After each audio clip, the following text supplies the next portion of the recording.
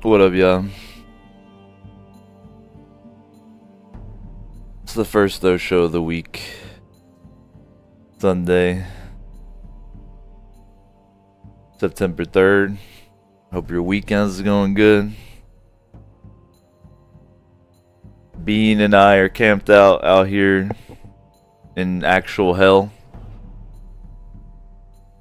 Oregon's on fire. It looks like Silent Hill outside. Except there's wood smoke instead of fog. So maybe it's worse.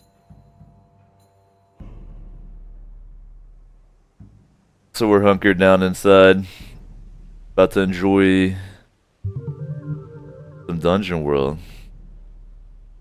Well, thanks for that Twitch Prime. If your subscription fell off from Twitch Prime, that's nothing messed up. That's actually how it works. You gotta manually choose each month. There's something fucked up with the way it works. I think you get like a subscription voucher every month. And for some reason that can't just stay on the same person.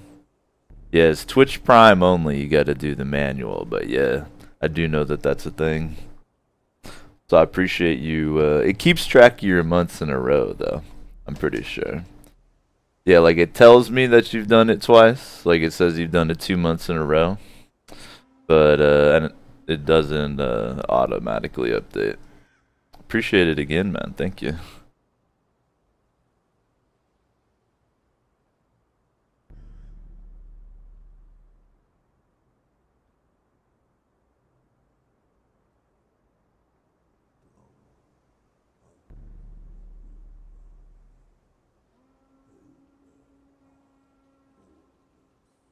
What up, y'all? Hello. Ready for some Broken Blades? Ready for some lore? lore. Yeah, Bean mentioned that you guys were thinking about trying to drop another flashback in here. I don't know about. Well, I could potentially approve it. What are you thinking?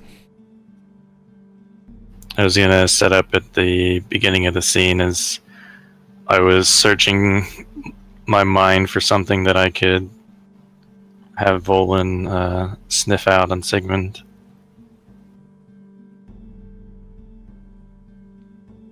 This would also be advancing a bond. So you don't necessarily have to have like a whole flashback scene. You could just like We're also like reveal the fact now. You know what I mean? We're gonna explain how our bond started. All right. Well, it's y'all's game. So we're episode 9. We looking back, it's pretty crazy that we're already at episode 9. Like, it doesn't seem like as long as it's been. The season is going to be the usual 10 episodes. So the 10th episode will be the finale. We talked a little bit about it, and we've decided that we do want to keep going with season 2. In addition to the Labyrinth Lord game, we'll be starting too. So that way, with this game, since we can't meet as often, since there's more players, probably wind up being once a month-ish. And then the other weeks that we aren't able to play this, we'll probably be playing the Labyrinth Lord game that only has less players. So what did you want the first scene of this episode to be? Some type of flashback? Yes. Of where Oscar is at his steading at the edge of the Volker when a stranger kind of mouses his way over. So the setting is... I'll pull up. We'll switch over to this map temporarily.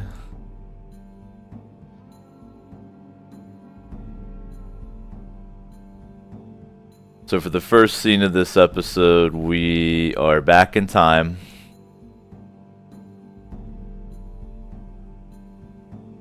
At Oscar's woodland camp that he calls Skovgard, that hopefully still exists in present day, but we're in a flashback right now. So what's going on? Describe it to me. Oscar is just going about his daily tasks with Volan at his side, kind of scraping up some firewood and skinning some fox that he had caught earlier that day. When he hears but another rustle nearby in the forest. So he sets up an alert and kind of calls out, "Who goes?" Who's going? Well, out of the forest is Sigmund, who is wearing, slightly odd clothes for someone who's just come out of the thicket, but they're kind of damaged. And, so this flashback is to when Sigmund first left Ugathwaite, is that correct? Mm-hmm. Nice, alright. Sigmund looks bedraggled, to say the least, but he's come out looking like he's been dragged through the forest, and he's just holding his fiddle, and he's soaking wet from the recent rain, and he looks exhausted but happy to have met something like a friendly face. You definitely don't look like you belong here. Or from where you came. Right you now, must be from Ugathwaite yonder. I'm sure you've heard about the hospitality Skulls, but I really need to go inside and maybe sit down for a while. I've been through a lot. If you would please just let me into your small steading here. By all means, someone in such as dramatic of a garb as yours, let's sit and chat. So they go in, we talk for a little while as I get to kind of figure out who this Sigmund man is. And I notice he has what looks to be a new fiddle, and he's carrying it out here in the rain like a fool, untreated, because he looks like he's never played it, or he's just bought it. So as part of this, I go over, I'm like, do you know how to play this, or at least take care of or upkeep wood? Sigmund mentions that he just grabbed the first instrument that he could find in his home before running out through Volcar Forest. So no, never played. Don't really know how to take care of this. So you leave Uguthway and run into the Volker, and the first thing you want is a fiddle. Well, what a silly man. It makes sense if you're a bard, I guess. Well, don't worry. I can show you the ways of living in the wilds. First things first. If you want to keep a hold of this fiddle and be a bard, you're gonna need to weatherproof and waterproof that thing. You use this combination of birch sap and shiitake mushrooms, grind that in a mortar and pestle, and then salve that in. It will it won't smell great, but it'll keep your wood from rotting in the long run. Well, that seems fine. I plan on becoming quite a famous bard, so it probably makes sense that I look after this instrument. So yeah, just hand it over. Hand it over, man. You gotta go and find this stuff. I don't just keep this around. Come on, we'll head out. Where were you headed? Well, just away from Uguthway at the moment. So then you City go man. out and you pick what you need, and then the funky fiddle smell is what you're angling for Volan to be able to find. Yeah, that's kind of like the memory I had. So that's scene one, the opener of the episode. I like that because we left the last episode with shit going down. And it's always nice when, you know, the next episode of the show, you're expecting it to be buck wild, and it's like something calm, and you're like, damn it, this is a flashback. Alright, cool. So does that transition into scene 2, which is present day? Mm-hmm. And wherever we go to collect our things, and Sigmund and I went on somewhere that is to be discussed. One of your early adventures. Indeed. I wonder what sort of trouble you guys got into just looking for mushrooms and tree sap. We may Season never know. 2. We may never know, yeah. So what's scene 2? And just as a quick refresher before you guys select, it was night of the 19th day of spring, right? During the day, there had been an assault by the Lug Dog. They'd left behind the cages filled with the undead. As night fell, Gorga did return. Battle ensued. Bruce managed to have the upper hand. Gorga is decapitated in the woods outside, just outside of Odstad. However, as could be expected, an ambush occurred on those who were still around Barcy's home. Barcy's inside with Lefty. Oscar had climbed up on top of hut to be looking around. When the ambush fell, some sort of magical globe of darkness was dropped, and Sigmund has been grabbed and dragged into said globe by what can only be assumed to be an orc. So though Gorga had fallen, shit was hitting the fan. So where's scene 2 at? Scene 2 would be somewhere in this globe of darkness. With Oscar, Percy, Lefty, Olin, some thing, and Sigmund. Right, Sigmund's...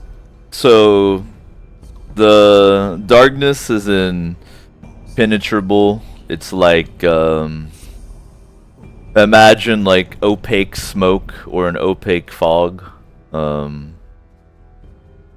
You can't even see your hand in front of your face. Any sort of light is swallowed up by the shadow. And though it's kind of wavering and moving like water, it's staying generally to this confined area. Not like spreading out all over the place or anything. What do you do? Well, upon remembering, yes, Sigmund must have had some of that sap still on his fiddle. And I know that something happened with Sigmund. I asked for Volan to use his keen sense of smell and pick out where Sigmund is and try to go to him to help.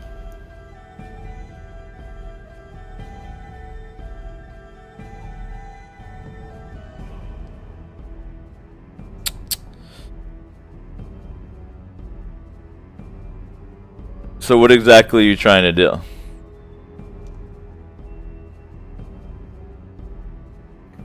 Either take Bolin away as he goes into the blackness, or just put him with wherever Sigmund may be. Yeah, it's not gonna happen.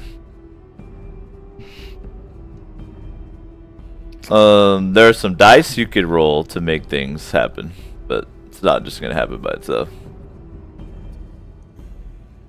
Oh, and you use that as a hunt and track. That's what I was thinking would be the closest thing you could do. Because if you take a look at your animal companion ability under command, well, you know what? He's not even trained to track though, right? So I don't think Volan could even help you. Because you picked, what, fighting 2 different types as the things? If I remember correctly? Well, under command, if I choose to track, I guess it adds to my roll. Well, it says, when you work with your animal companion on something it's trained in, right? If you cruise over here to animal companion, can't speak to it, but it does act how you want. You choose the type, you choose the base. And then if you take a look, your animal companion is by default trained to fight humanoids. You can choose as many additional trainings as its cunning. One of those is, for instance, search, etc. And it looks like the additional training that you selected was fight monsters as well, right? Yeah. And then for the weakness you took off the instinct, I think you took savage and frightening, it looks like, right?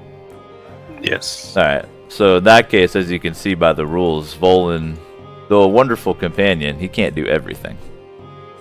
But could Oscar do the hunting and tracking, and then he would add Volan's cunning to his? So again, I'll just read out how it says.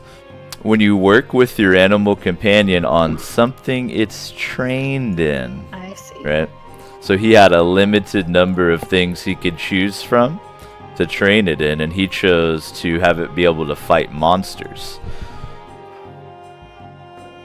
Got it? Mm-hmm. Yep.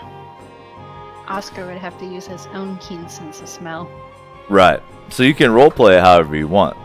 But when it comes down to the dice, it's going to be Oscar rolling his wisdom.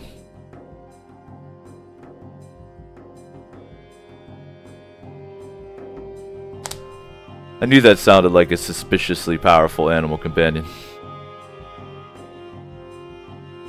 Well, let's just wait 2 weeks and then level up, and then we'll come back and deal with all that. Alright, I found my wisdom. I'm going to attempt to pick out that scent of birch sap and shiitake salve.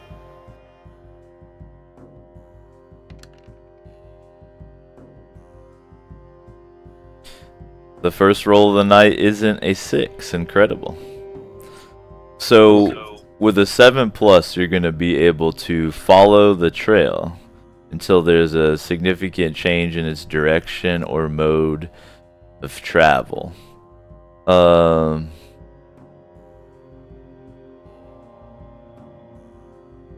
Oscar miraculously uses his senses and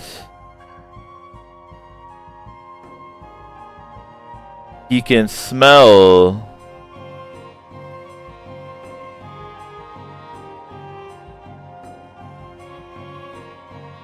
the solution that he had Sigmund rub into his fiddle and start using to care for it, emanating from down on Bercy's front porch in the darkness itself.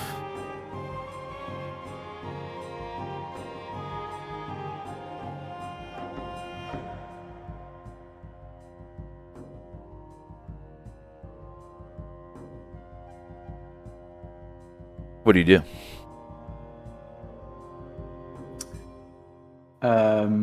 Well, Sigmund is Sigmund's kind of being grasped by someone in the darkness. Is that That's right? correct. He feels a meaty, smelly hand over his nose and mouth, and he's being held in the darkness, and he can feel the edge of a blade against his throat.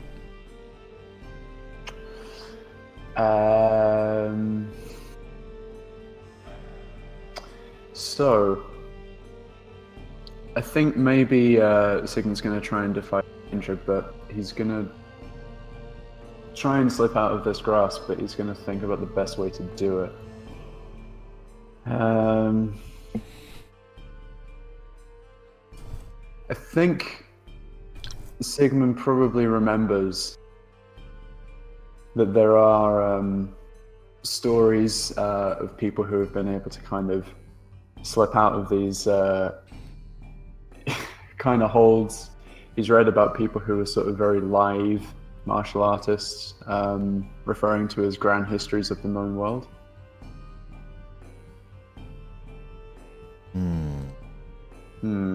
Let's see. Let me take a peek at it. So that's your area of expertise as a bard. Grand histories of the known world is the bardic lore that I've chosen. Not really covered. Yeah. Man. He Well- did not read Jeet Kune Do. So, trying to think through his grand histories, it's mainly stuffy information about relics and where countries used to be. So he's going to have to try and defy danger by using his own dexterity to kind of slip out of the hold and try not to cut himself on this knife. Sounds good to me. All right.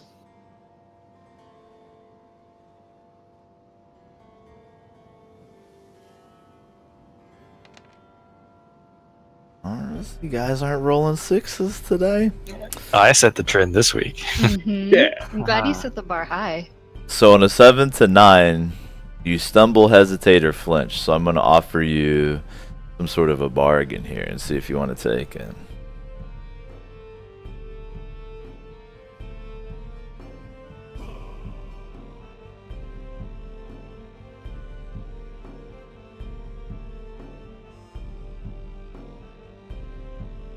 Sigmund,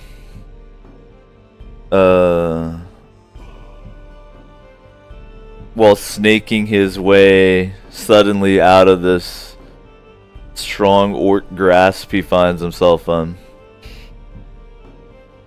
he's nearly free and realizes that his fiddle is caught on some of the various buckles and chains his captor is wearing. So he can roll away to safety, but the fiddle would not be coming with him. It would be, you know, stuck. The strap it's on, or the fiddle strings themselves are caught on a buckle, and it's going to be lost. Is it going to be lost? Or is it going to be stuck on the person? Or Yeah, it'll be stuck on him.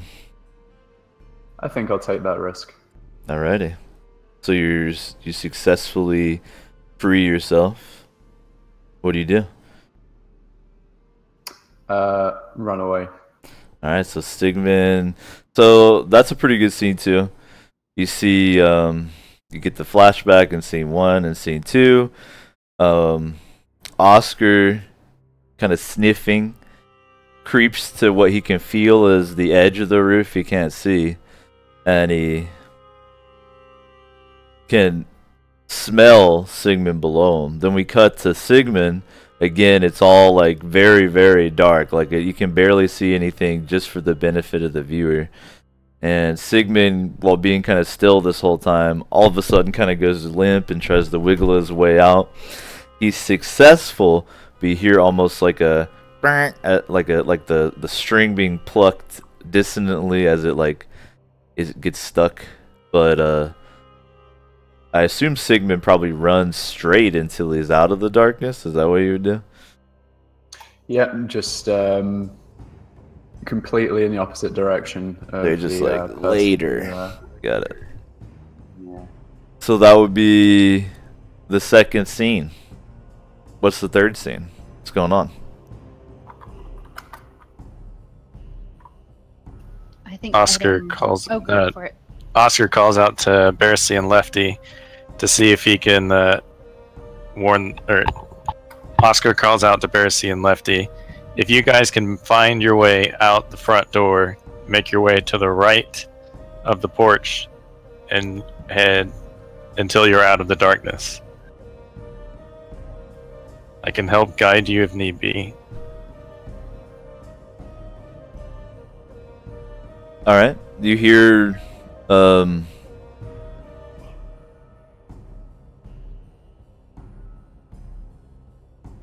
Bercy angrily shout that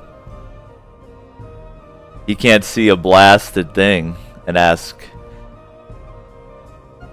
what in the hells is going on. But at least from what you can hear, it sounds like he's following your directions, and probably dragging Lefty, the captive, along with him.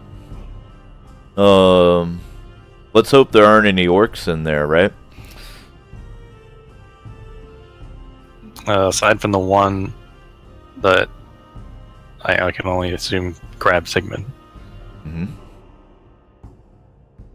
Let's hope he doesn't kill anyone's dad or anything, right? So, Oscar wanted to make sure that Bercy and Lefty were making their way out. Sounds like that they are.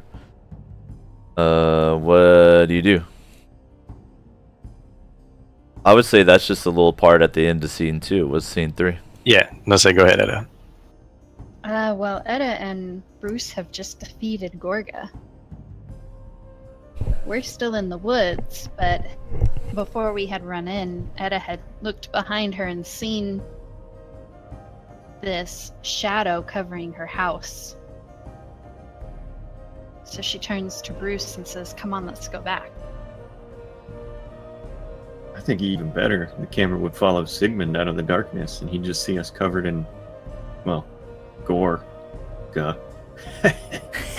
How How long have you been waiting to do that? Wow. How long has it been since we played? Weeks, I'm sure. Weeks. You've been waiting to do that one. While I was drawing all those lines on the G, I was thinking about it. I'm like, oh, this whole area is just covered in gore. So Etta and Bruce stumble out of the woods, covered in dirt and blood, seemingly, apparently triumphant. Orc filth. Well, I'm carrying Gorga's head. That's right. You did. You chopped it all the way off. Before we leave, though, Etta's gonna grab Gorga's sword. We grabbed that at the end of the session. Okay, good. Etta has Gorga's sword. Bruce has Gorga's head. We're coming out triumphant out of the forest. Poor Sigmund is running for his life out of the darkness towards us. And Etta says, "Where's Oscar? Where's my dad?" Out of breath, Sigmund kind of bends over and puts his hands on his legs and says, "They're in there," and gestures towards this orb of darkness, saying, "I know that they're in there, and there's someone else in there, had a knife. They tried to kill me, so either we have to rely on Oscar to get them out of there, or we have to go in and get them out." Well, Etta's not gonna stand by idly and wait if her dad is in danger. So she's going in.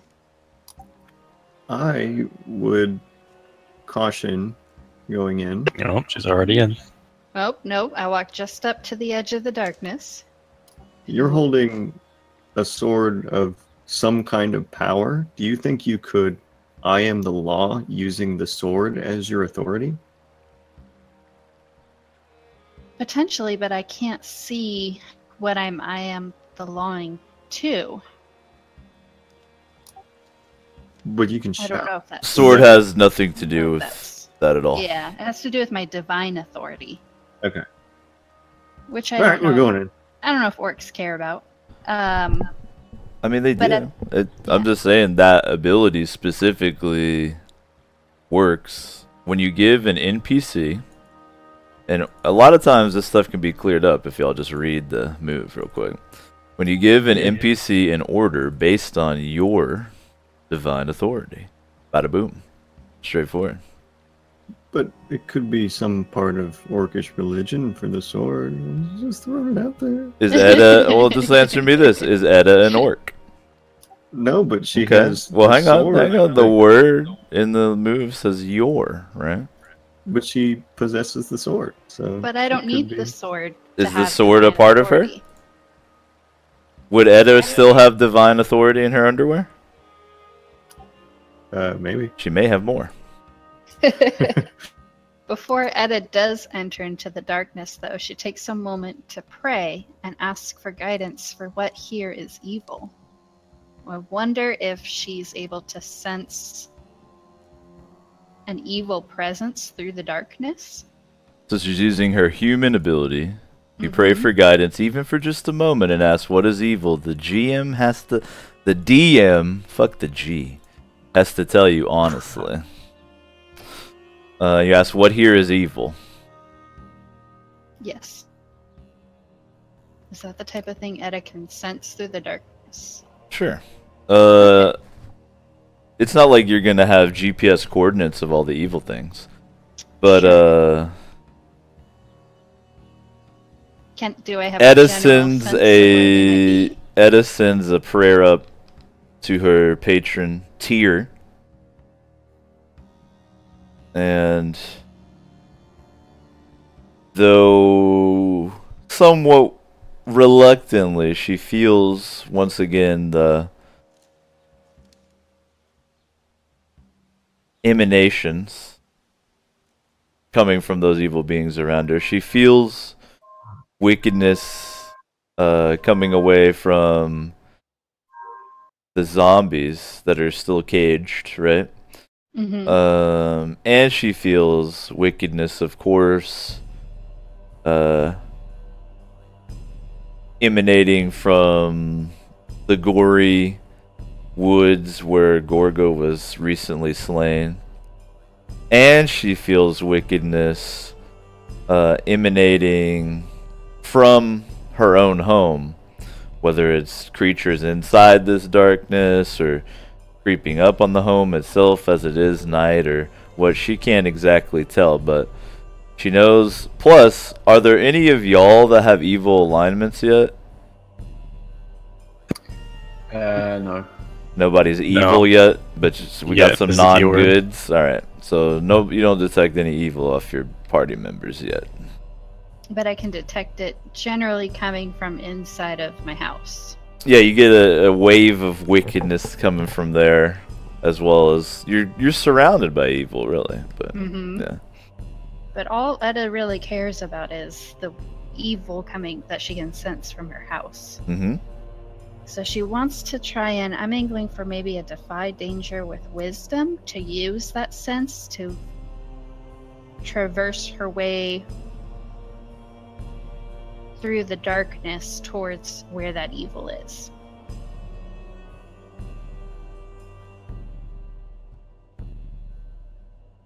What do you think? I'm thinking. Okay, I'm catching up on notes.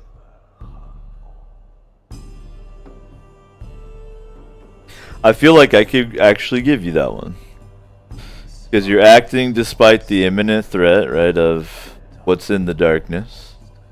And the way you linked it up with your ability you just used, plus the description here, using wisdom is through mental fortitude.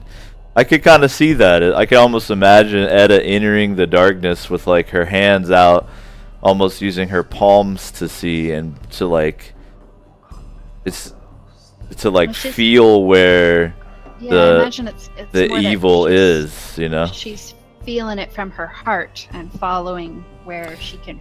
Sure, but I'm thinking for Yeah. the people watching on their TVs, you know, they can't see your heart, but they can see you reaching out with your hands.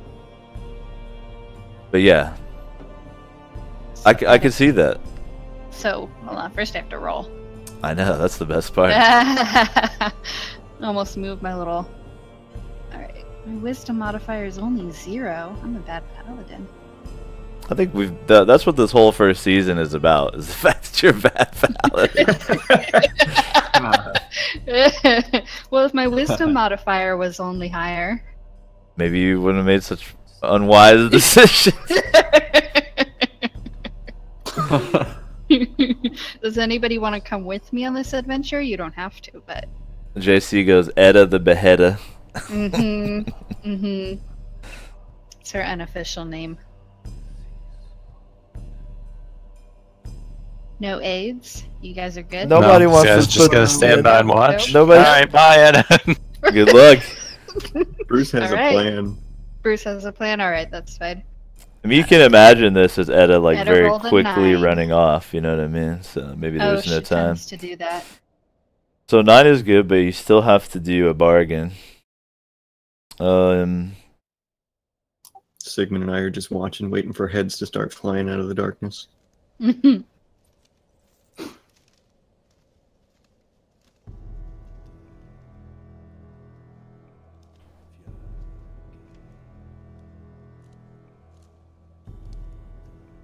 Alright, here's the bargain.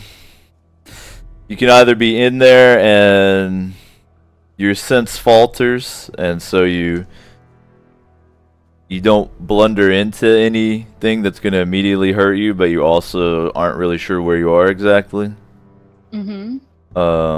Or you can successfully even find one of the works inside of here, but you're going to blunder into them. And so you're going to like be immediately entangled with them. Okay, let me catch up on some notes while I think about it.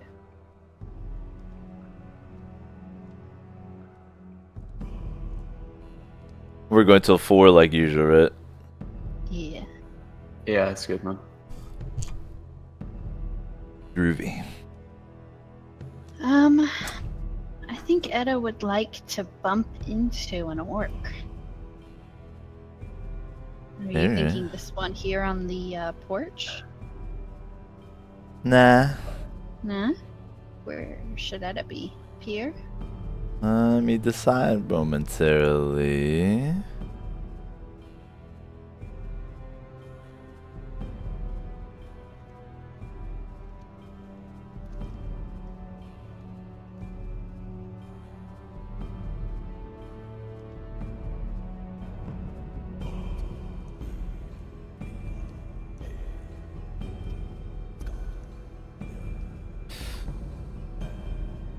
Edda feels as she's drawing closer and closer to one of these sources of evil when she suddenly feels rough hands with a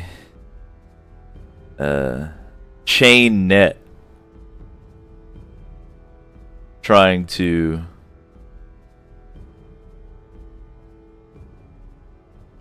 restrain her. So that it's trying to capture me in a metal net? Just the same nets they've been using. I just think it's spookier if it sounds chain. Yeah. But Okay. maybe that might change the rules a bit. Let me look. Maybe we'll just say it's rope. But in any case, it's a net. But it's trying to capture me in Yeah.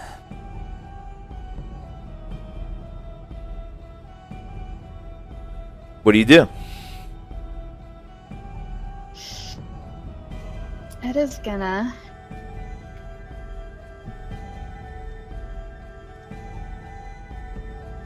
I was reading that you can stand in defense of yourself.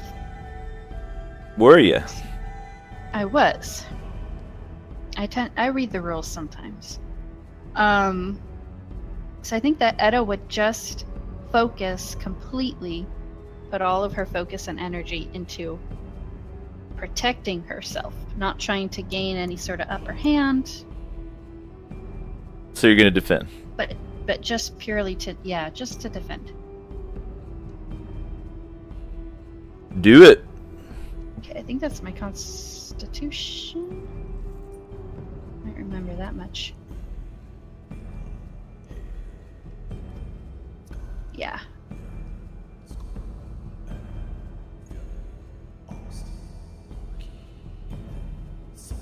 Very good. What up, Sabatum? How'd your stream go, man? Edda rolls another 9. You guys haven't failed yet today. I'm pissed. What about I'm you, don't worry. pleased. No, last session was failure. This session is success. So you hold one, and you've got the Right. list of things you can do with it there. But you haven't been attacked or anything yet. Right. I can only use my whole. This is kind of attack. nebulous. So right now, it's like you feel the hands reaching and things like that, and you're mostly just keeping it at bay or stepping away. Mhm. But Yeah, just. you have trying to be keep it- careful because it's dark, so you don't want to step off the edge of the porch or something stupid like that. That's a good scene 3. What about scene 4? Who's in it? Where are we at? I would like to do an aid on a parlay with Sigmund against the orcs. You want to what? So I want Sigmund to do it because he's got the stronger voice because he's, you know, a bard and didn't just fight everyone. So you're gonna try to parlay I'm commanding Sigmund to parlay, yes. with who against whom though? The orcs. So let's say I did allow you to just parlay indiscriminately at the orcs. What would the leverage be? Their lives. Yeah, I don't really feel like that's viable leverage right now. I promised them that I would bathe this land with their blood, and I have bathed this land with their leader's blood. They don't know that. They will know whenever they release whatever their enchantment is and see that I'm holding his head aloft. So you have leverage. I'm going to hand him the head and make him yell it. That's what the aid is. Wink.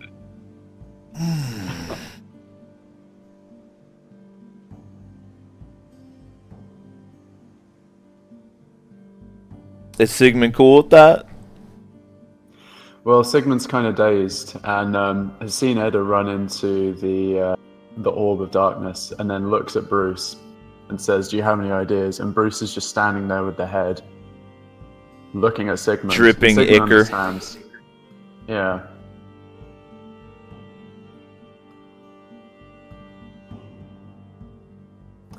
So Sigmund knows. Sigmund knows what this head represents, and that now would be a good time to try and talk. Well, first roll your aid, then, Bruce. Okay.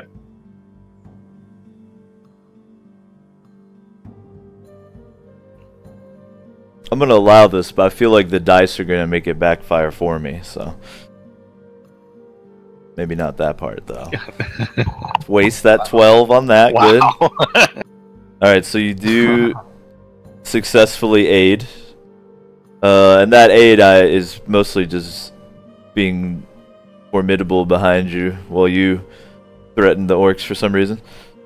Okay. I don't have a sword, but I will He has my sword. fiddle you heavily. He doesn't even have He the doesn't have a fiddle either. fiddle. He's just gesturing. If towards you me, if you could using hand me. that back, I'll fiddle you heavily. So the parlay Make the move fiddle. is rolling charisma. Just remember, you get an extra +1 from Bruce's aid. So, All right. just for my notes, the leverage is their lives, but what is it that you're asking them to do? Yeah, I'm curious about that too. In what direction are you trying to manipulate them? I want them to run so they can live to die another day. Let's see. So you're just trying to mostly scare them off, like rodents or something. Yeah. All right. This is charisma. All right. Well, what does Sigmund say?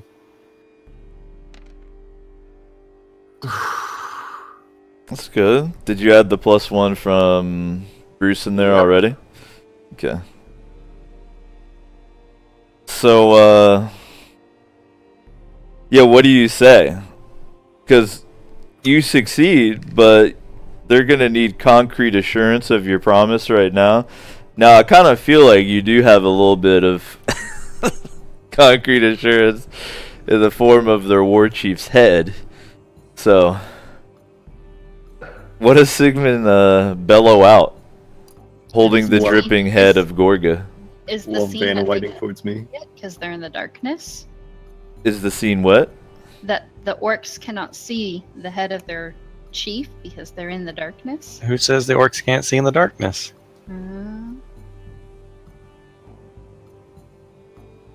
I think orcs have Ed just goes, Night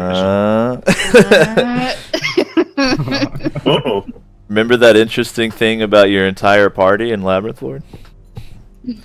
By the way, their entire Labyrinth Lord party is 2 elves and 2 dwarves, meaning that they all have infravision, meaning that they can cruise through the dungeon without even a torch. Nobody knows they're coming.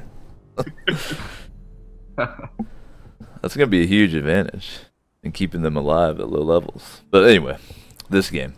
What does Sigmund say? Well, although he's grossed out and slightly feeble, he holds up this head that is dripping with blood, and shouts, "I know you're in there, and it's over. I'm holding the severed, bloodied head of your chief, and we have the taste. We have the taste of your kind's blood. And it would be easy for us to come in and to find you and to kill you like we have your chief, but we want to show mercy because we are not orcs like you. We're not savages. So you need to take this as a sign, and you need to take it as your excuse to flee and live another day." And they do. As far as you can tell, at least Edda immediately feels the one near her, Bale.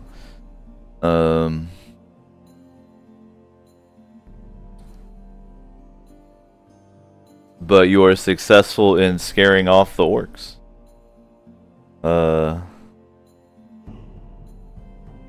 we can kind of pass a little bit of time since you did that.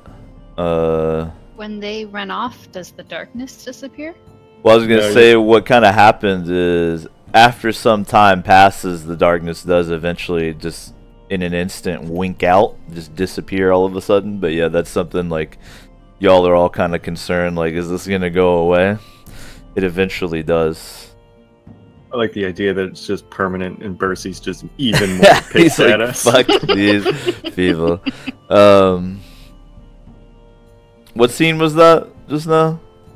Scene 4. Okay. But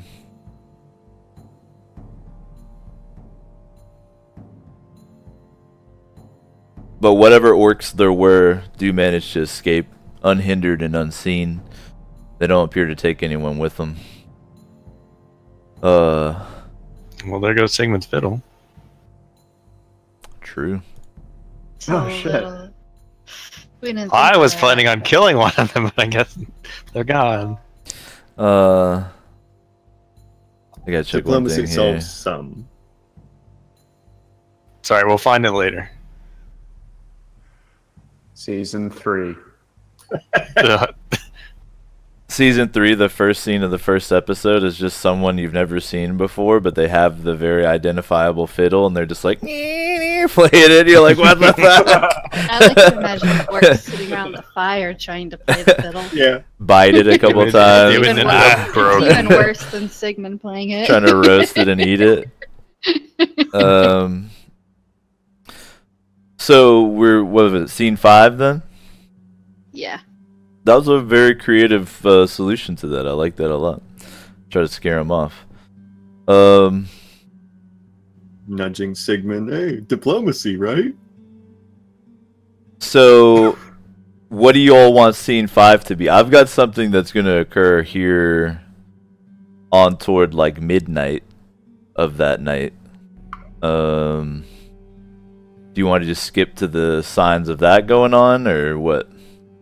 Yeah, I think what we had was beyond that day. Alright, so,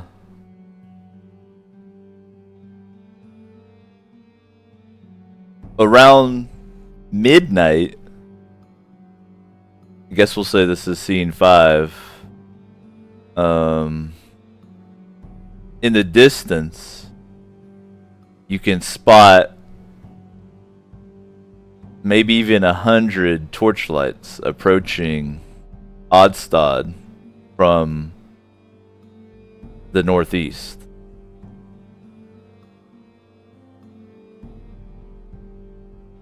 What color are the banners of Ugathwaite?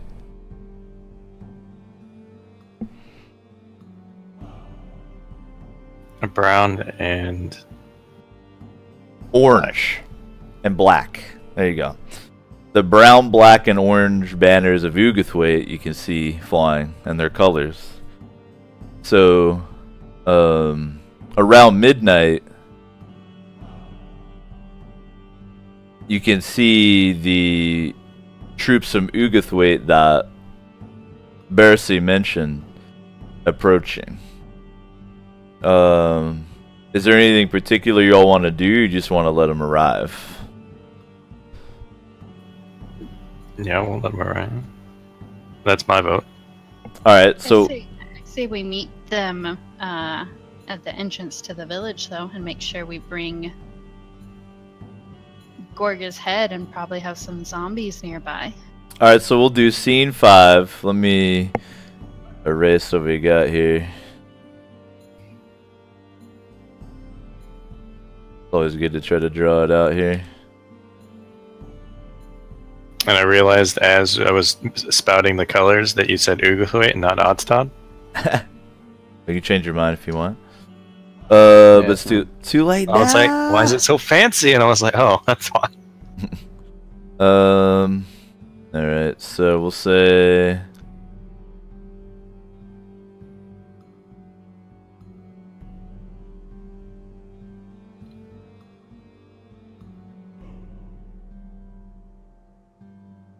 let's say we got what used to be the lumber yard over here.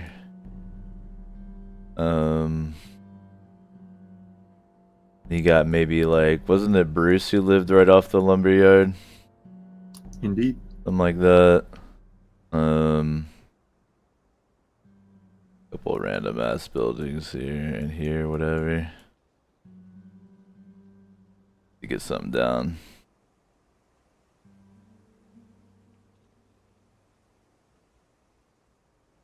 I remember where Moondy's house is.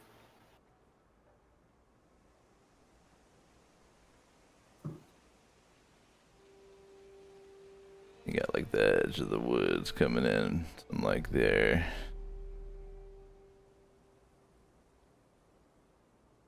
And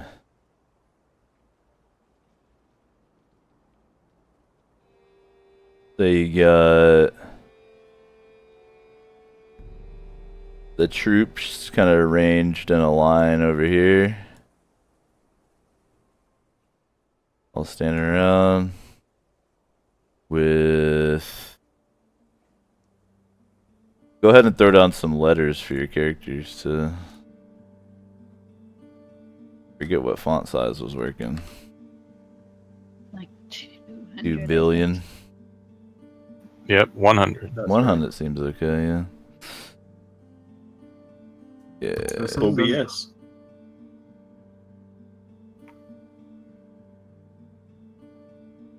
OBS.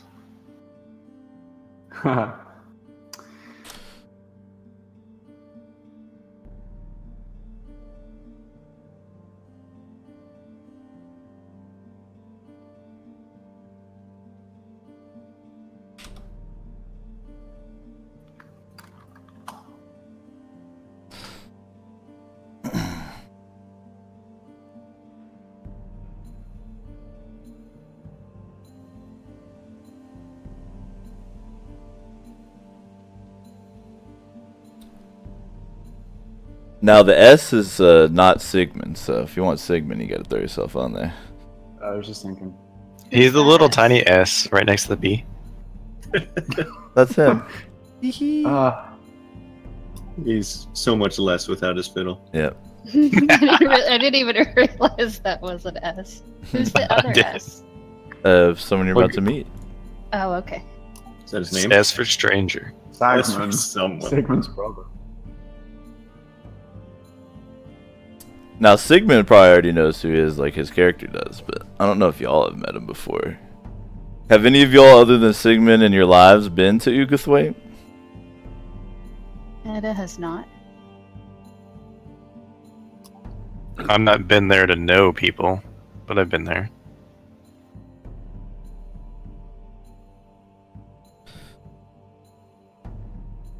So we're at scene 5.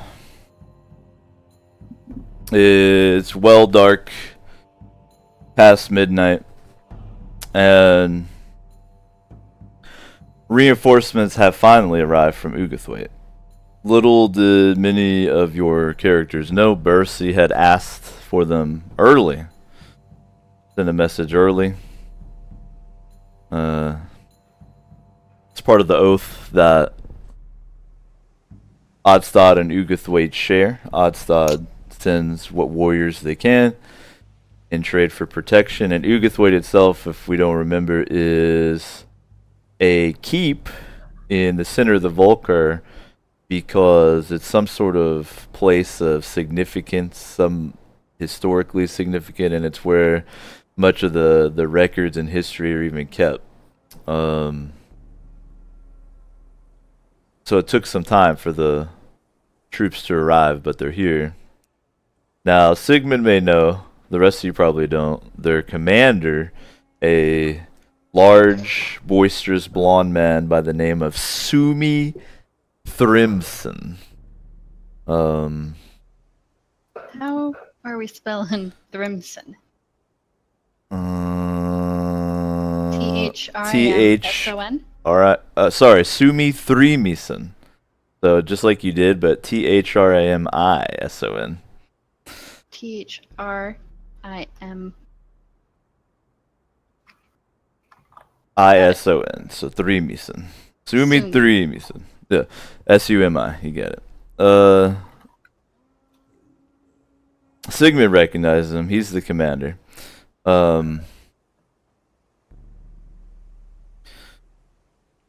After speaking quietly with Bercy for a time, Bercy motions for your band to come over to where they're standing and join in the conversation.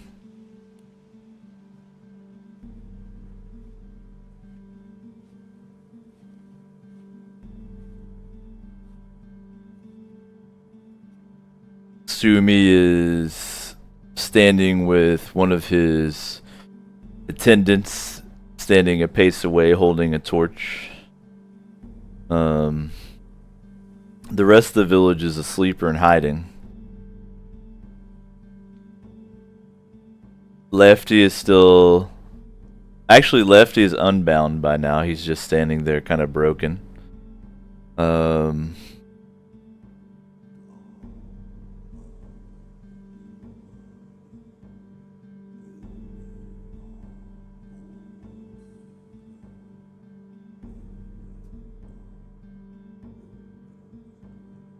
Bercy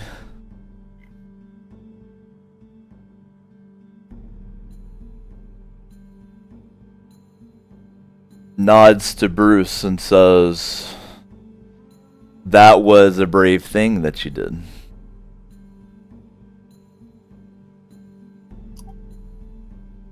I only did what was necessary.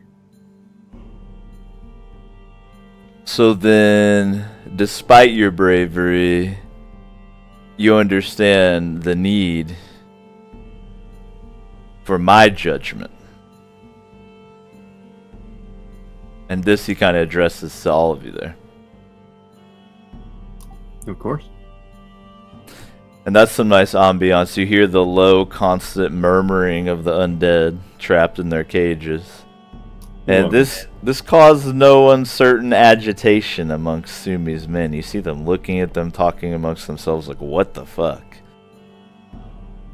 Sumi, of course, is trying to keep it stoic.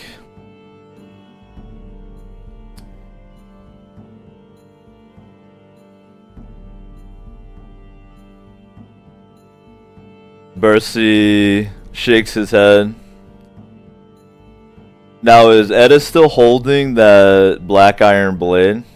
No, she's not bringing it to this meeting, but it's, we'll say it's stored at... So she doesn't have it on her where her father could notice right now. Right, it's at Bruce's house.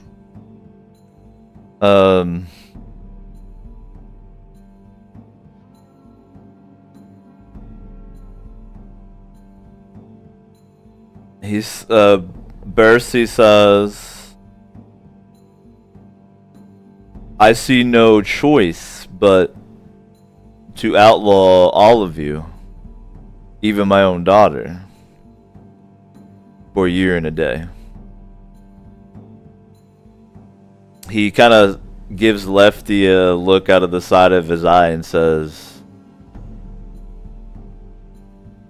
"This is the limit of my generosity with this punishment. In some lands of the king, bandits lose their hands. In some lands of the king, these justice is dispensed at the end of a blade. So I feel that I am being extremely forgiving, as much as it pains me in my decision, despite what you have done for this village." How much time do we have to prepare and say goodbye?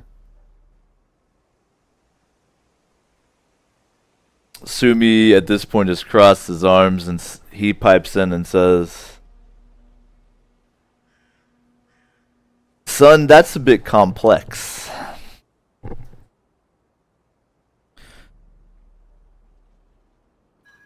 I have to be frank with this," and he looks to Bercy as he says it. "I don't think there can be an Oddstad anymore, at least for a while. I think that whoever you have left looks to Bercy, yourself included, all need to return with us. Sumi gestures to the 100-some-odd men he's brought with him. We did not come to stay here. And that I came in such force shows just how dangerous things have become, with these orcs and worse spilling out of the Volcar, emboldened like they never have been before.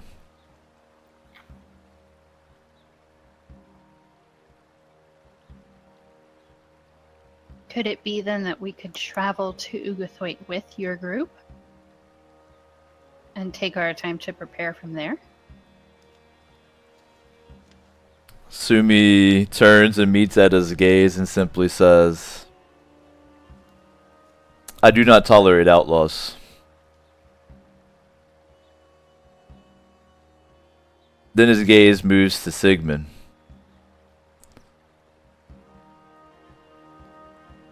Nor does your father. Sigmund recognizes Sumi and pleads with him and says, we understand how dangerous things are. We've experienced them firsthand, but you can't take the folk of Odstad. They're not fighters. You'd just be chaining people to be slaughtered by the orcs. I have to insist that you leave them here, and I'm sure my father would agree. Sounds like you're trying to parlay.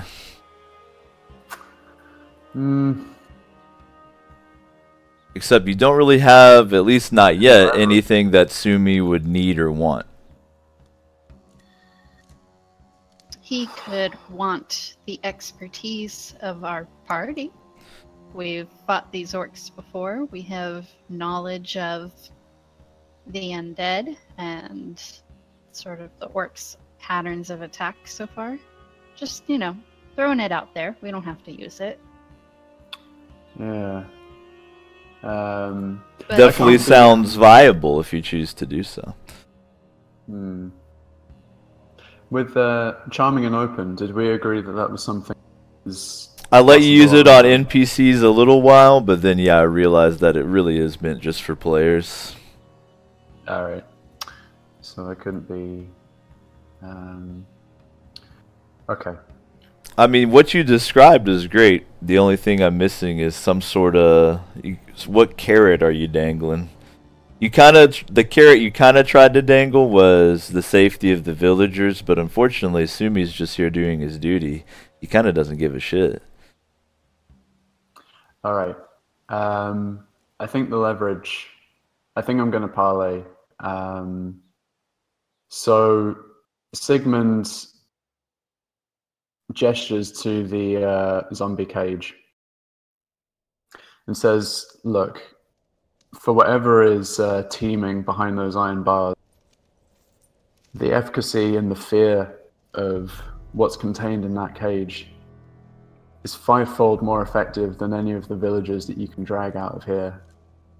If you leave them, the villagers here, take us with you and let us escort you with this cage. And only we know how these undead move around. So this is my proposition. Take us with you. Let us take this tool that we have found in the horrors of the night and leave these peaceful villagers be.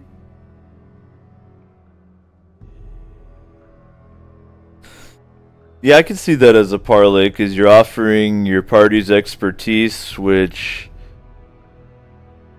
is significant, and especially if Bruce is still holding Gorg's head. I imagine Bruce would definitely bring that head to this meeting.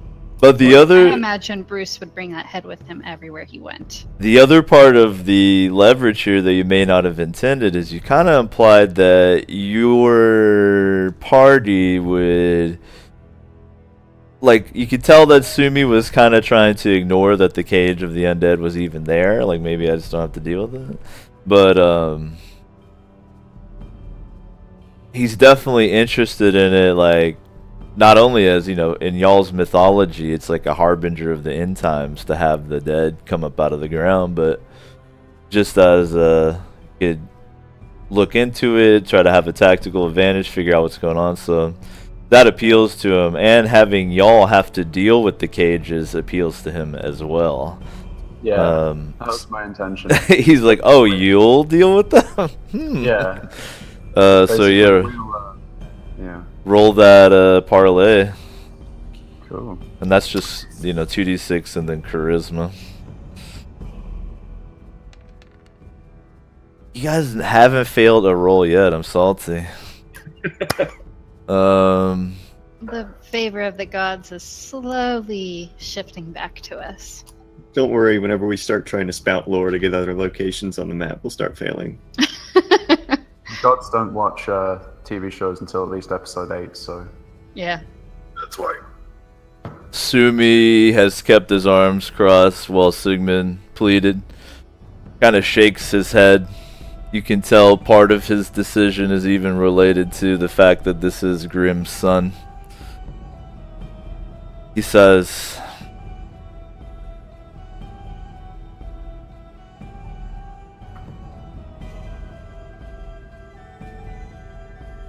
you make a point.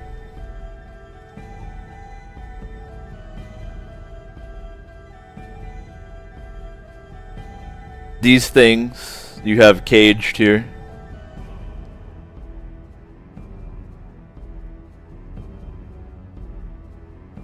are certainly nothing I'm familiar with, aside from legends and tales. You may come as my prisoners only. I do not tolerate banditry. I will require your weapons be kept safely amongst my troop, though I am willing to lend you some manpower in traveling with these cages. But aside from that, they will be your sole purview, should I grant you this favor. And these are the conditions under which you will be traveling with me. And the concrete assurance that he needs is he needs all of your weapons now. Well, guys. I'm Well, pretty sure Oscar and I are okay with being outcast. I hope. I see. I trust this person much more than the last I handed the weapons over to. Now, I'm saying, y'all keep in mind too, y'all don't have to do this. This is just the result of the parley. Like, you can have inter-party argument about it, or do what your characters would do. You know, and don't feel constrained at all. I'm just saying that's what Sumi said, and as a result of the move, that's the deal. Y'all can go as prisoners who are in charge of whose work detail is the zombies. 2 cages full. Well, what's the bigger picture here? I mean, we're basically free to choose what we do next. I would assume, like, we could either Prisoner or outlaw. There's no free. Y'all could do anything. I mean, the only binary I see here is you will be outlaws or prisoners if you stay. But that's the only binary I see. I mean, you could even skulk around the King's Lands as outlaws, or you can do, just like you said, Lewis. You can do anything you want. Well, Edda's main goal is to discover the truth of the Lugdog clan, and she wants the undead to be brought to Ugathwaite for, study, I suppose, and understanding. She is concerned that she may not be able to actually complete her holy quest from behind bars in Ugathwaite. But you'll be in Ugathwaite. I'll be in And Ugathwaite so will the zombies. in a cell. Well, you can get out. Well, hold up. Here we go. Sumi. Are we then free to be outlaws? Well, hold up. once we get- Bercy actually holds up a hand, looks over you, and says, "You may take a few moments to discuss, but we must decide quickly." And so, how about scene 6 is your group over here having a little... Ooh, whoa. I didn't mean to do that. The forest moves with us. No, we're all over Having a by the little zombie powwow. cage, so they can't hear us over the zombies. Yeah, that might be a good idea. I like that, actually. Let's do That's that. smart, yeah. We're So clearly scene- not afraid of them. I'm just trying to keep us broke up into scenes. So scene 6 Yeah, is a powwow, and this way you guys can have the discussion in character instead of metagaming the shit out of it. Right. But for you know, And for- Sigmund can use his moves on y'all if he wants to. before that happens, for clarification, Ed wants to know if it's expected that they'll then be kept as prisoners at Ugathwaite after their journey, or if they'll be allowed to continue the rest of their sentence as outlaws if they choose. Sumi tells you that he would decide once you got there based on your behavior. Okay. By the way, just as a quick aside before y'all launch into this scene, it seems like Lewis is enamored with the fact that he does have a move that works on other players. I bet he'll be more enamored to learn that in Apocalypse World, which is the system that Dungeon World comes from, each class has a move that only activates if they have sex with another player character. How about that? Notably, Whoa. my character had mental sex with Miller's character, so it was a literal mind fuck. It happens. Anyway, It's a fun game to play when you're the only girl in it. yeah, I know. Yeah. Scene 6. The band decides their fate. I'm In just character. taking some notes. Hopefully.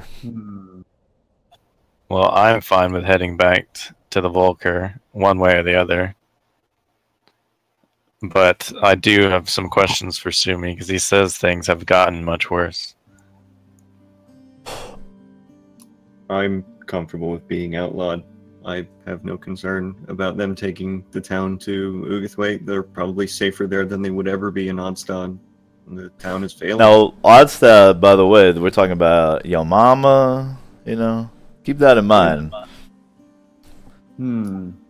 I feel like Odstad is. Yeah, you may completely have the same opinion. I'm just saying. Keep that in mind. That when we're talking about Oddstad, that's your character. That's what your character's stomping grounds. All except for Sigmund. The village would likely be much safer in Ugathwaite than they would here. Likely. I mean, there's only 2, maybe 5 fighting men here. Yeah. They're definitely safer in Ugathwaite. But they'll have to travel through the Volkov forest. With Yeah, these that's 100 what- men and us. That's their fate is not up for us to decide. All we can decide is our own fate. And I think that we should stick together as a group to be most successful. So together we should decide. Are we going to travel to Ugathwaite with the potential of not being able to leave Ugathwaite, being kept in a cell? Or are we going to wish our families good luck and travel out on our own? What's your god think about it too? Keep that in mind. Or your ancestors, or your wolf, or your Yeah. the histories. No, he does what I tell him to. Keep in mind all the context you got to draw off of too. Volan would not be pleased to be kept as a prisoner, essentially, to be chained. He's a weapon, so you'd have to give him up. You'd have to be He's muzzled merely a and pet. I chained. don't know what you're saying. He's ferocious and fearsome. I don't think you could get away with him being a pet. I think Bruce is going to reach up and touch the hilt of Ringgear and see if his ancestors will speak to him about this decision. You trying to do a move? Trying to heirloom. Yeah, so that's a fighter move. I just like to pull it up every time so that when people watch the videos, they can like learn the game too. When you consult the spirits that reside within your signature weapon, they will give you an insight relating to the current situation and might ask you some questions in return. Roll charisma. Please be good. Shit!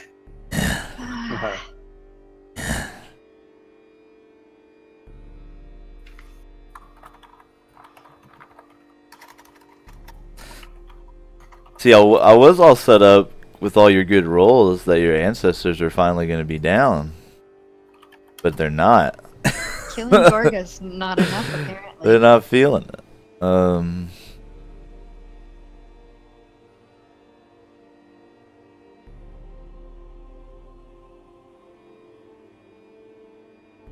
I'm just going to reuse an old standard.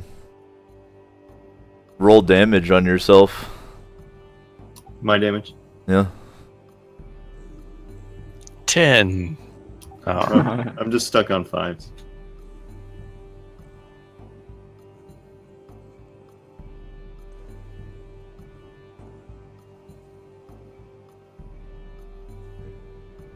How does that happen to poor Bruce? In what way is he damaged?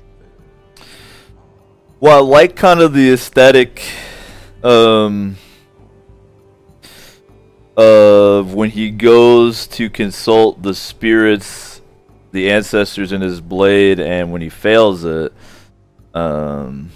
it's kind of like he gets walloped, you know, but nothing actually happens. It's just, or even almost even all like an electric shock. No, he gets like punched in the stomach and he's facing the zombies and spits blood on them and they start going nuts. That's some like Walking Dead season 7 shit. They're like, what else could we do? This girl's on her period near the zombie. Okay. They haven't gone that far yet, thankfully. Actually, they haven't even. Now I'm pissed. If you're a female in the zombie apocalypse, you're the biggest liability. I'm sorry, baby. If it's ever the after times, you gotta go, man. You could every month you'd be like a fucking tracking beacon. You could get me pregnant. Constantly pregnant? There you go. Perfect. Alright, that's the solution. Post-apocalyptic welfare, That's, baby. that's my game plan. Perfect. Done. Alright. I mean, you can describe it however you like. I just imagine it something along those lines. A shock or a sudden concussion where your ancestors, I guess, are still not having it. Yeah. You're getting wrapped on the knuckles by a ruler, but, you know, it's your ancestors, so...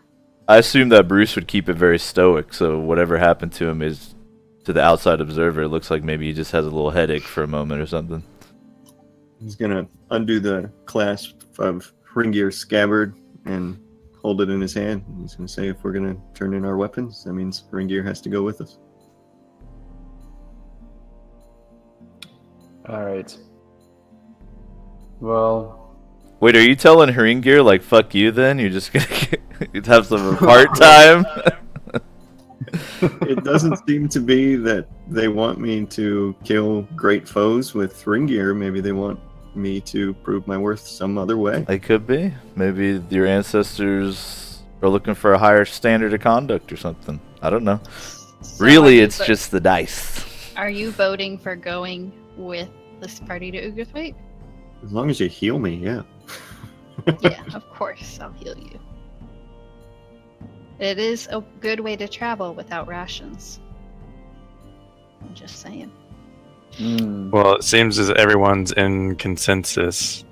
I want to go over and ask. Are we in Talk to Sumi. consensus? Yeah, is everybody good now? I thought that that Oscar was not necessarily down for this. That you would rather be an outlaw.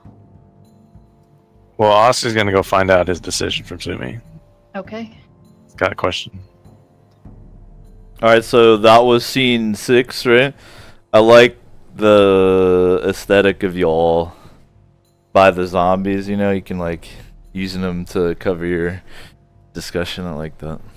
Is Sigmund in agreement to go to Ugathwaite? It was his idea.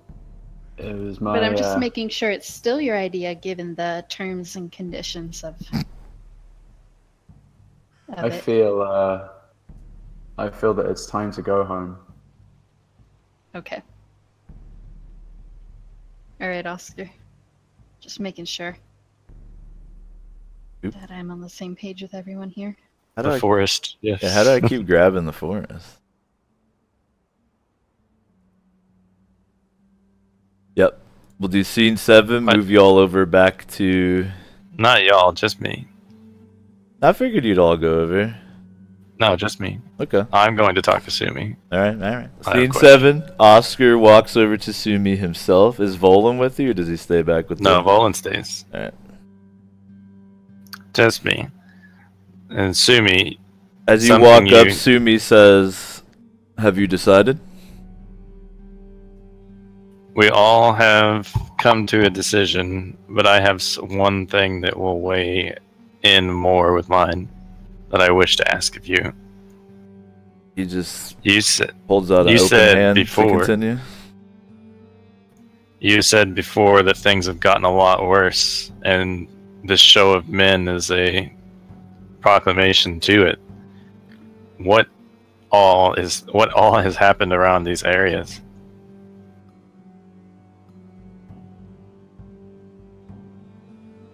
Sumi crosses his arms. He seems to consider for a moment. Yours is not the only village so affected. He glances toward the cage, not with these things, but with the tribes, the orcs, the goblins, and other more foul things have began to overrun the edges of the Volker. There was a time, hence, that their fear of men kept them within the woods. And their fear of us kept Ugathwaite safe. Something has emboldened or perhaps even organized them. So now they prowl the roads and lands openly. Yours Well, is not the only village we have had to honor our oaths to. Well, with the events that perspired tonight, I can definitely say that this is not something of the norm. I've seen some magic casting, these unruly and unearthly beings that you see in the cage are just parts of what happened tonight. I have fought orc witches. I have not fought... He glances toward the cage. Whatever these are. From best we can tell, these are what used to be men that roam. Mindless and brainless. They shall be yours to handle, should you come with us.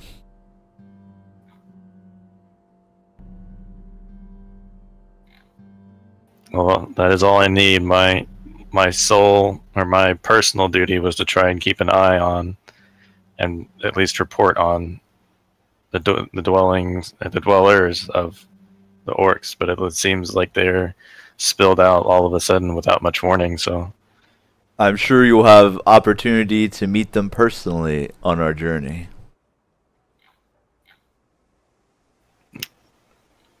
well, I shall be joining you. And I will go ahead and reluctantly hand over my bow. His attendant steps forward to take your weaponry. Sumi raises an eyebrow. Is that everything? Well, you can have the quiver as well if that is of use. Don't you have a sword? No? I gave up my sword to Mooney and it got taken. Oh yeah. Well, it was a pointy stick. That's all The it was. attendant takes the quiver. Sumi asks one more time. Anything else I should know about?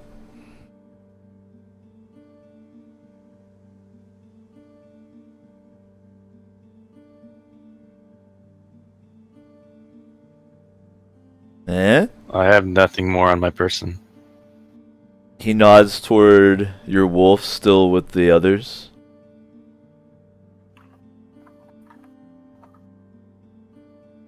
Is he considered a weapon? Sumi asks, do you consider him so? I consider him an extension of my body as I consider my arm an extension. He'll roast He over the does. fire if he bites anyone. He obeys any thought or command that I seem to have. I'm simply telling you the conditions of the deal. And Bolin walks over as I nod towards him. And I just look over at Bolin and I think to him, sit. And he sits in front of me. Sumi gestures over your shoulder. The others?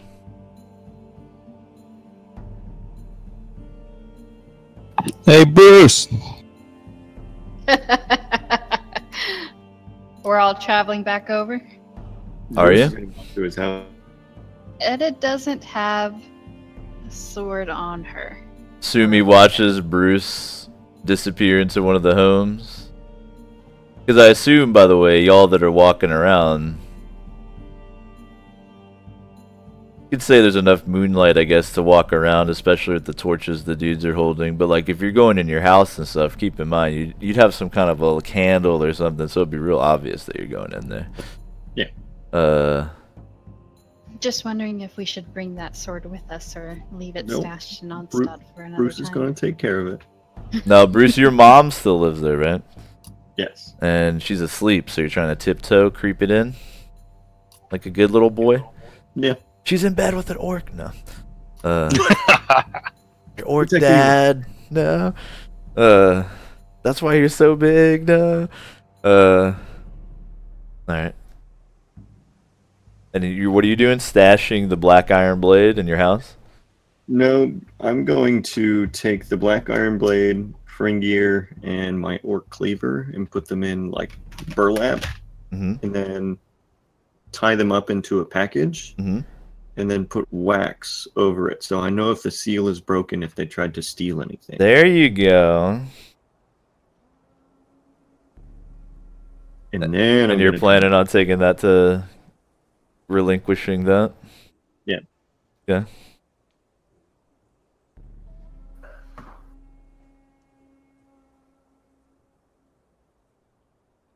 So Bruce walks up with a package.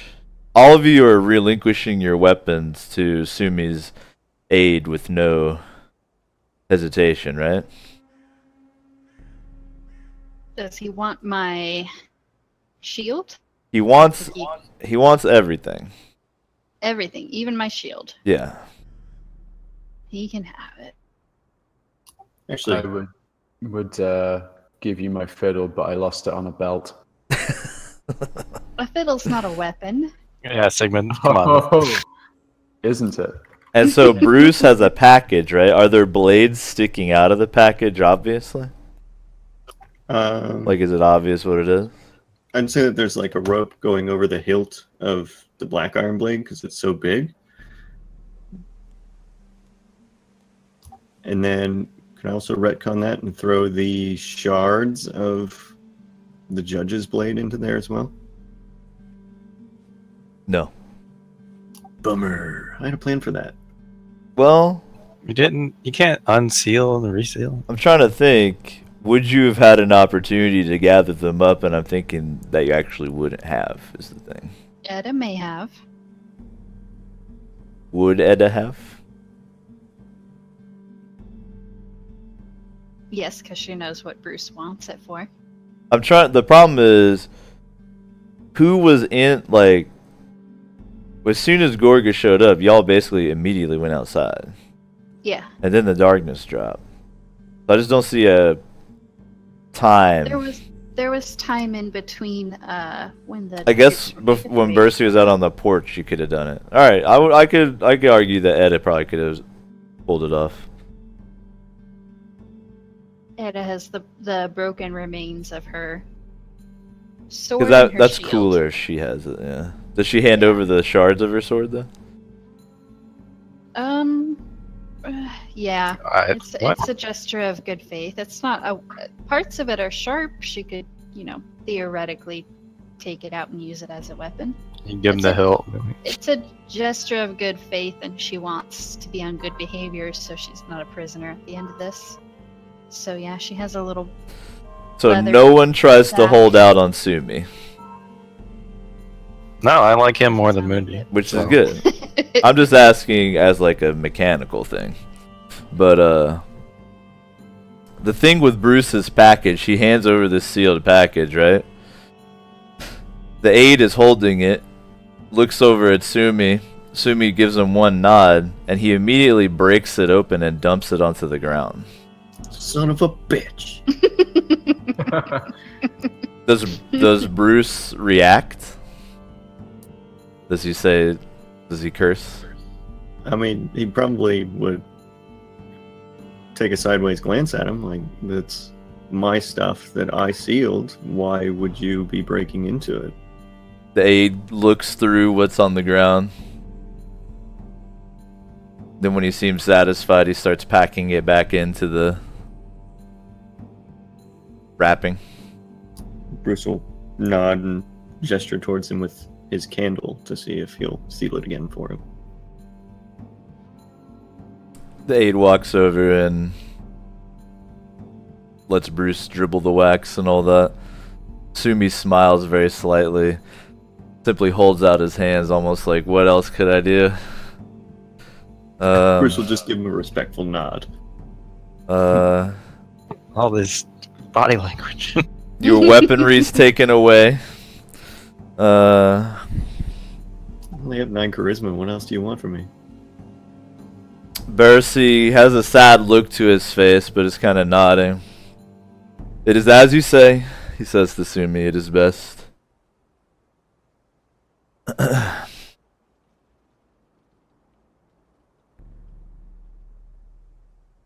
He looks to Lefty, and then he looks to Eda. Lefty simply looks afraid and confused. He hasn't said a peep. Bercy looks at his daughter.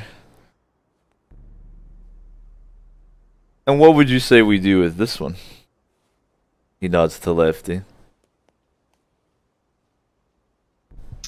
Well, I would say that I could atone for my behavior by taking Lefty with me to be a Bait for a trap?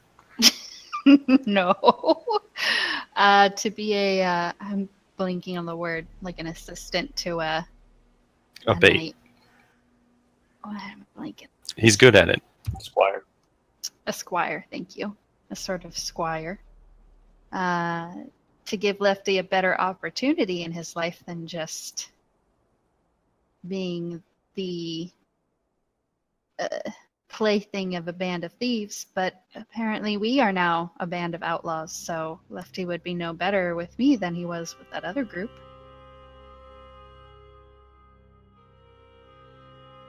Eda turns to Lefty and asks him, what would you do? It kind of sounded like y'all were trying to angle Lefty into being a hireling.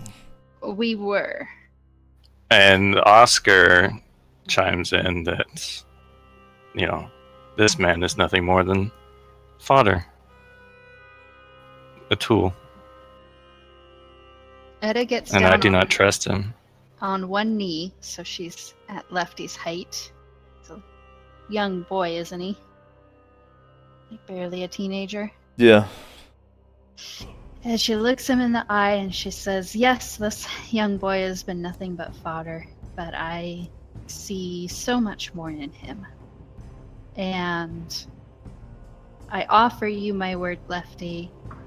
She kind of touches her chest where her little silver sword necklace of Tyr is, I offer you my word on my god Tyr that if you came with me, that I would raise you to be a better man than when you left Oddstuff.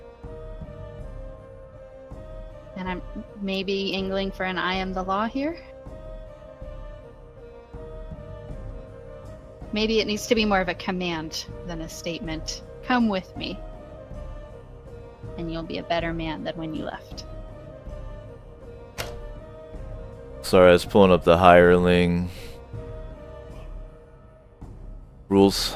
My brain's getting a little jelloed from the heat. I turned down the AC though. It sucks because like I don't want to be pumping smoke into the house, but it's also like 100 degrees outside, so it's like, what do you do? So you're trying to use I am the law, and your goal here is essentially to make Lefty into a hireling. Let's take a look at hirelings real quick.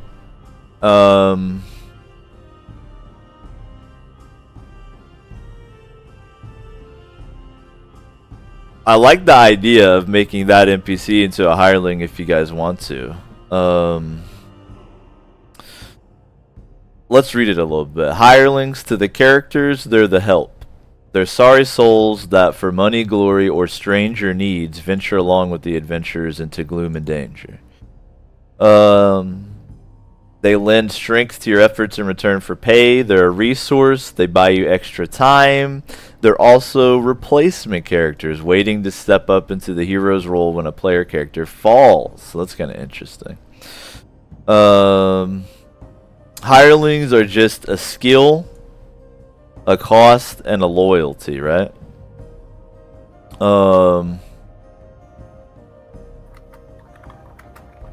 And then there's some rules about like if you put them into tough situations that they have to be paid regularly. So the hireling was found in a village. Lefty is the scummest of the scum, so he's gonna start with 2. He's got 2. All right. You have to distribute that number 2 between loyalty, a main skill, and 0 or more secondary skills. So you could start with an unskilled lefty with loyalty of 2, or you could have him have a loyalty of 1 and 1, or you could have him have a loyalty of 0 if you want. So we can go through this process together real quick if you'd like, but first we should do the actual RP and see how it turns out. Yeah. So Edda kneels before Lefty and kind of ceremoniously offers to take him on as a squire, as her squire.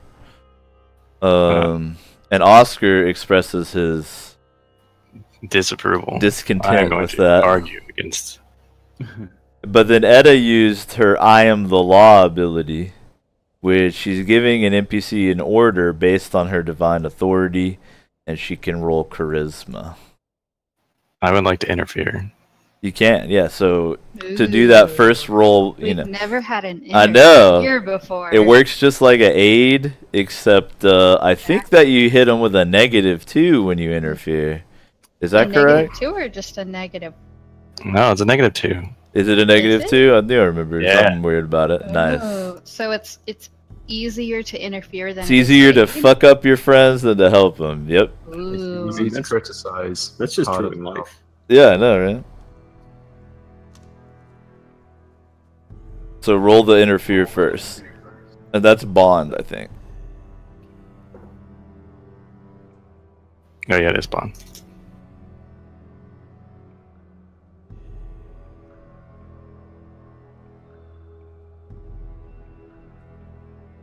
I kind of didn't expect y'all to try and take him on as a... Ooh. So there aren't...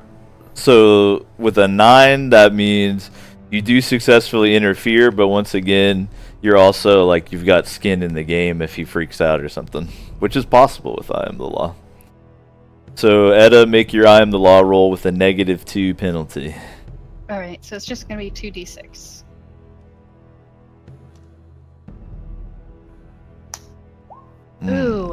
4. That's a straight on a miss. They do as they please, and you take -1 for it against them. Ouch. Guess we don't have to worry about those hireling rules after all. How just do you drained your interfere with my... Lefty fearfully looks up at Bercy while Etta makes her talk, and then even more fearfully looks at Oscar out of the corner of his eye as Oscar pipes up.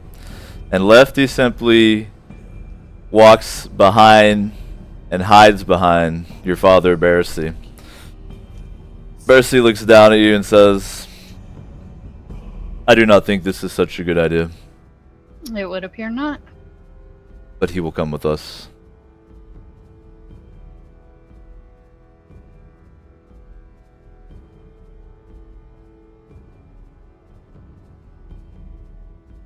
I'm just catching up on some notes. Feel free.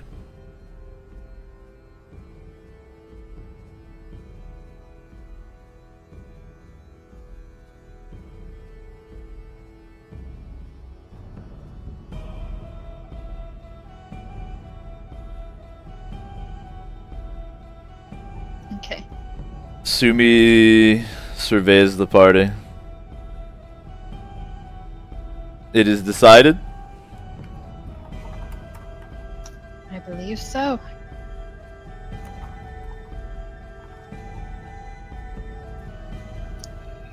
I have a bit of personal question to ask of you, Sumi, if you would indulge me. He just nods once. You said that you have fought orc witches before. Can you fill me in on these details? It seems as though we've run into some type, maybe similar if not the same, here tonight, and I'd like to learn more about them. Maybe on our travels. Are you trying for a move or are you just RPing?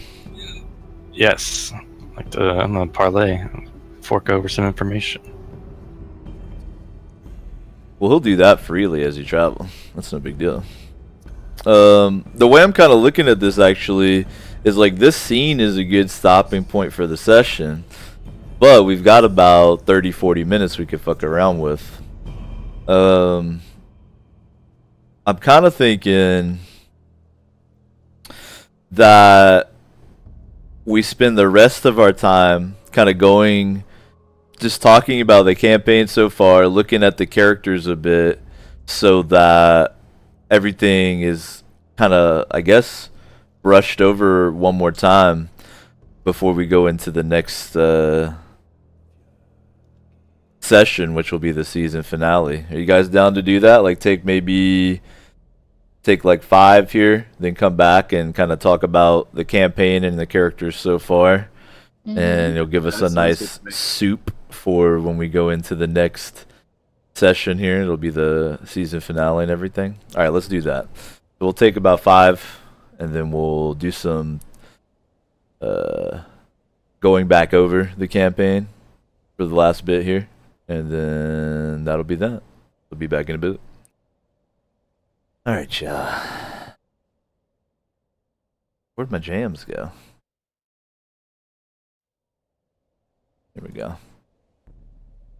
We're gonna take a little intermission here. We've been at it for like 2 hours straight. And when we come back, the rest of today's session is we're actually going to go over the campaign as it is so far, talk about the characters a little bit in depth, and generally just get our minds nice and ready for the 10th episode, the next session of Broken Blades, whenever we get around to it. That'll be the season finale. But y'all should take a break too. You've been hanging out, enjoying. Get up, move around, meditate, smoke a late. Appreciate all the support so far, especially those who chip in financially. I know that's tough to do, but really just watching the channel supports a ton. So thanks for hanging out. We'll be back with more Dungeon World in a bit.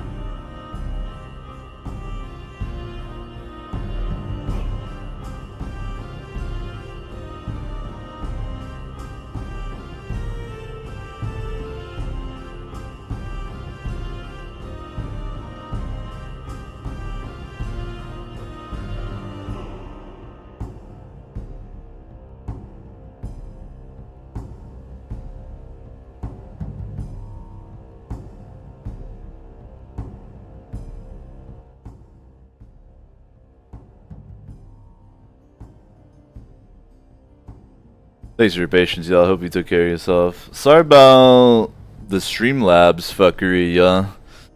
Seems like they have little issues with bits and everything right now.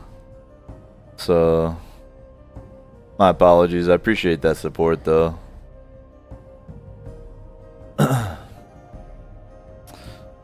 Yeah, I think it's kind of... I hope it's not just me. I'm pretty sure everyone has had some trouble, because I saw Saga having some of the same problems. It's all Gucci, though. I'm just glad you're here. Appreciate your support, man. We're going to jump back into it. For the last bit here, we're just going to chill some, and we hit a good stopping point for the session, so we're going to kind of talk about the campaign so far, talk about the characters, and kind of get a good stew in our heads for episode 10.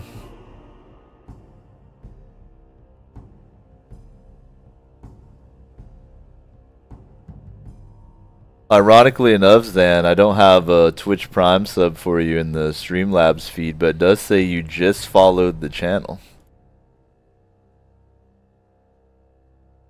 Let's see. Nope. The only resub that showed up today so far was Globe.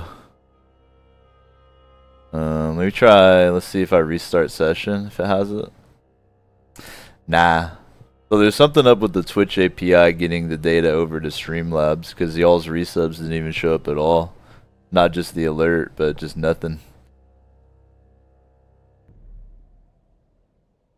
It's all good, man. What's funny is actually Zan, your resub didn't even show up in the Twitch feed. Like, you have the benefits of it, obviously, but your resub didn't even show up on the Twitch feed at all. Yeah, I was saying the Twitch API I think is fucked, because yours didn't even, nor did Sabatum's. Y'all's resubs didn't even show up in the Twitch feed. Not even. So, I'm looking at the Twitch API and it's not on there. Anyways. Slay Lefty, a great blight on the land. Choose 2 boons, an unwavering sense of direction to Lefty. Invulnerability to Lefty. The Lefty's the new big bad evil? Nice. At least an Oscar size. So for the last bit here, I just wanted to bullshit in general. First off, it's pretty crazy we're about to finish the first season. I'm excited about that. Today's episode was super good. Good work, everyone. Yeah, pretty solid. Sorry about making you lose your fiddle. Yeah, sorry you lost your fiddle. We'll get it back. Or we'll get you a better. Maybe he was never meant to be a fiddler. Clearly you were meant to accordion be frenzy. a piper. Accordion. Bagpipe. So yeah, the next session will be the season finale. It's nice too that we have like the summaries here. We started with a chance encounter with some justice being dispensed, and then that turned into your party wound up slaughtering a group of, admittedly, probably bandits, but it's kind of spiraled into, well, let's just look at the facts. Here are the facts. Number one, the orcs in Season 1 came out of the Volcar. Why? What's causing it? We don't know. Number two, and it's not just orcs, according to Sumi, it's everything.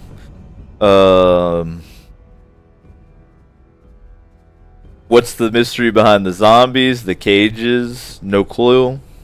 Orc war chief of the Luke Dogs, Gorga, decapitated. We know that.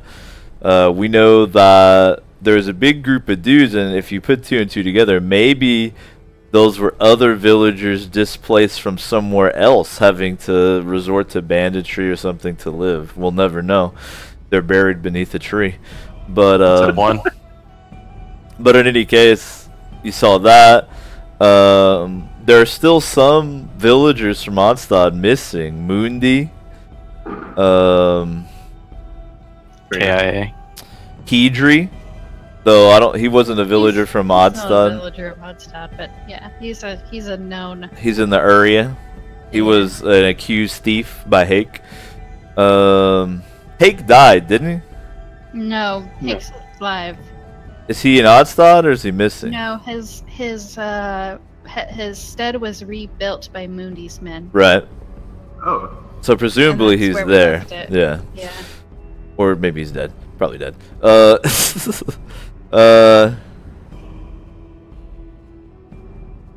We know that Odstad is no longer going to be inhabited. That the villagers are going to be moved. The few remaining are going to be moved to Ugathway. At least for now, maybe for good. We've got. Go ahead. Was that you just trying to get us out of Onstad in general, so we never have to go back? Nah, it just kind of organically wound up that way. are I the was- villagers there, or did we parlay to keep them there? No, you parlayed to Take them with Yeah. us. right. Well, I mean, Oh. they were always going with us. We parlayed to go with them to help Right. defend them on the way. Instead of Oh. being outlawed. And to Okay. take the zombies because no one else is willing to touch them. Or in addition to being outlawed. On the over map, I moved you guys, right? Yeah. Let me try to morph it here. We've got all the locations that we've talked about marked on here. I guess it's basically just straight east to Ugathwaite, now that I think about it. So that journey is going to be... That's not the scale, okay? But that journey is going to be coming up next. But we have all kinds of places to visit, keep in mind, outlaw or not. Unless We- we're prisoners. We vaguely talked about...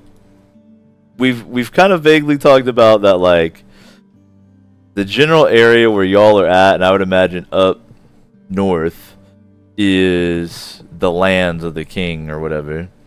And we've kind of alluded to the fact that wherever the king lives, it's up in the north, maybe on that little isolated island even.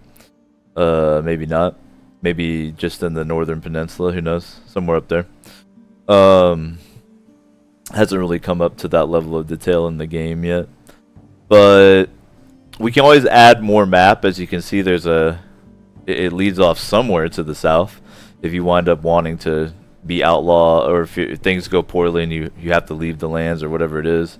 Because right now it seems like y'all are outlaw, but you're prisoners under conditions. And it seems like y'all are hoping that if you prove yourselves or behave appropriately, that maybe the outlaw sentence can be countermanded or something. But and then over here on the right, you've got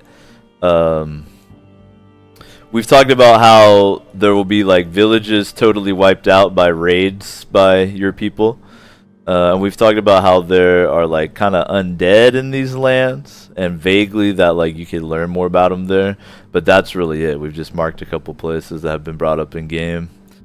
Like Ved's Fist, Krano, Tovsky, and Portu's Post. Those are all foreigner owned. Would we be outlawed in terms of being able to go there and interact with people? Depends on you know, what the local power does, but that's definitely a good line of thinking. Okay. But yeah, that's definitely, I mean, yeah, we've talked about Portu's Post in particular, a bit lawless. And that separate island to the east is essentially its own nation, right? If y'all are Nordic, right, then they're kind of more Slavic is kind of how I've been doing the names. So so that's kind of the story so far, like the locations in the game, that sort of thing. There's all kinds of intricate detail and stuff, but that's like the overall. JC, who's actually been collaborating this map with Lewis, really appreciate that, fellas. He says that he was feeling like the tip of the continent that ends in a big ass cliff would be great for a capital city. Were you talking about up on the northern part? Up here? I was thinking similarly myself, where the Kang lives, in case y'all ever go meet him. We've talked about Jorvelholm too as being more of a town versus a village.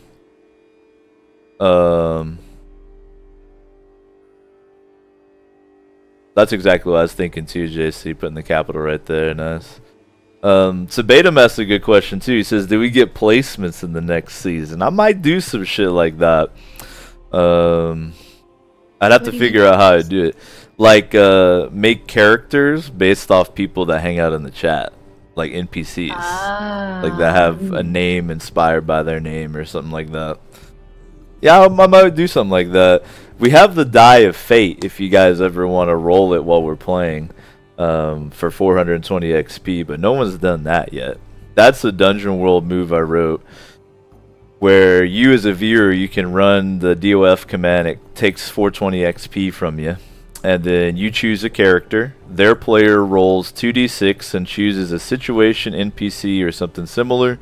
If they get a 10 plus, an ally, boon, or beneficial circumstance manifest. On a 7 to 9, they get the benefit, but there's some serious strings attached. And then on a miss, of course, I get to do something naughty. So it's a way that you can use your XP while you're watching and try to help out a character that you like, but it could also potentially backfire and totally fuck them over, which is the beauty of Dungeon World. If you do placements for next season, I humbly request that Sabatum acts exactly as he does in RimWorld every time, strips naked and shoots everything. Let's talk about the party here. I'm going to do one by one. We'll do it. And we also got to do our end of session move too. We'll do that at the very... Let's do that now, then we'll talk about the characters. End of session move real quick. Down. Alright, let me go to... Pull it up. Bada boom. Alright, so did anyone completely resolve a bond? Yeah, I resolved my bond with Oscar, which is... this is not my first adventure with Oscar. I could say that's resolved too, because not only have you guys had some time together, but you worked in that flashback. So it's resolved. Do you agree, Miller? Yes, I would say so. Okay, so you get to mark XP, Sigmund, and you write a new bond with whoever you want.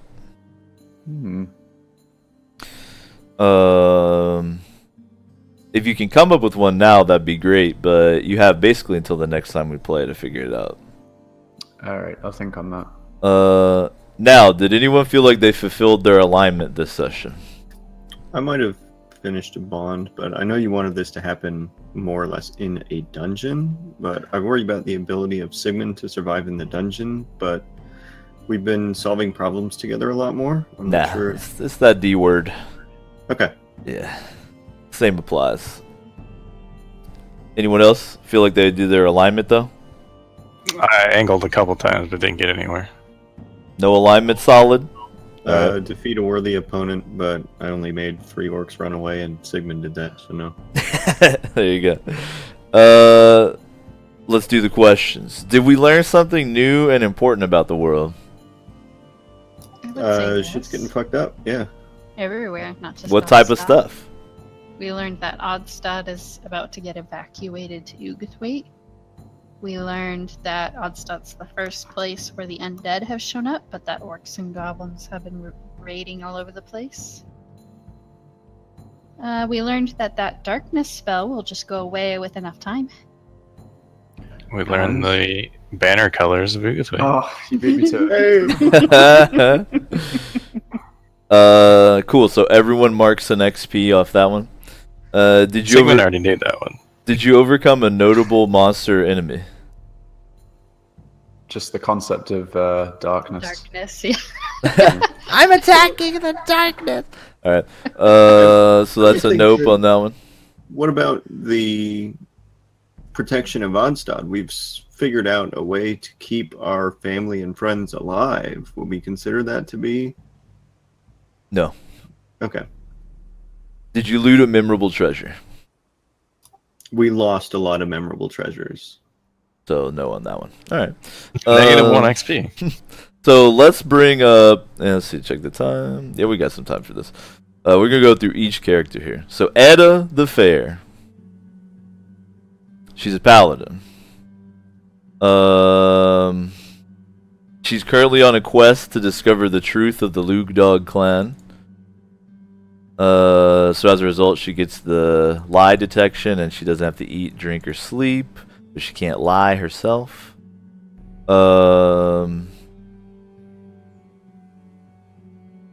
She got a bond with Sigmund. 2 with Sigmund, 1 with Oscar, and 1 with Bruce. Alright. She's a former judge, but that was taken away from her. She worships the god Tyr, right? Yep. She's got the detect evil move from being a human. You can lay on hands. Got the armored, I am the law. Her quest. And then her smite ability. Have you been remembering that you deal extra d4 damage while on your quest? I have. I just haven't actually done any damage in the last couple games. Now, it looks like you've got a lot of XP stocked up. Oh, yeah. So, Ed is hoping that there'll be some downtime before the whole... well, grand traveling is a good potential time to level up. Is it? Sure. We don't have to be... we don't have to be hunkered down in one spot. We just have to be relatively safe, that we have the time to dedicate to... Yeah, like traveling in the company of 100 men. Sounds like a good time to do a lot of prayers. Yeah, not a lot of orcs are going to attack that unless they can gang up enough. And so that would be an opportunity to spend time leveling for everybody. But we'd probably want to... Well, you'd probably want to wait... I don't know how you want to do it. Probably want to go ahead and level between sessions, I guess. Nah. Like, have an idea what you want to pick when you level, but we won't actually do it until the beginning of next session. Okay. I think we've had that idea for like 8 sessions now. Good. Very good. And would you be able to give us an idea of if we're going to have enough time to level up once or twice? Because I think all of us can level up twice. The most I'm going to give you is 1 level off this journey. All right. So doesn't matter. that's Well, I mean, if fair. it does I take a just long thought time, I don't know. Let's quackulate it a little bit. I thought we had decided, for each XP that it would take to level, that's how many days it would take. Well, that's the rule itself. When you have downtime, hours or days, so I've chosen days, equal to your current level plus 7. So if you're level 2, right, and you're trying to make it to level 3, so your current level is 2 plus 7 is 9, right? So it takes 9 days. And we've decided... Take 19 days to level up twice. So from...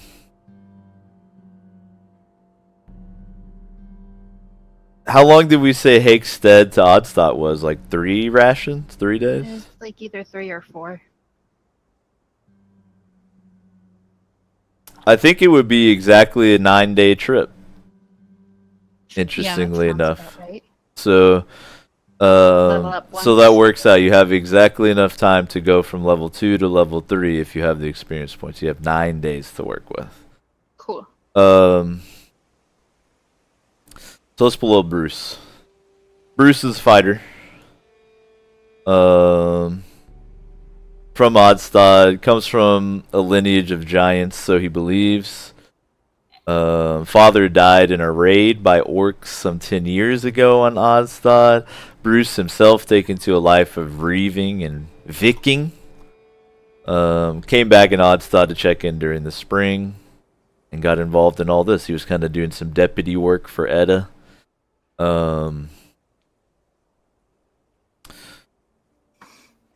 He gets to reroll a damage roll each battle as a human.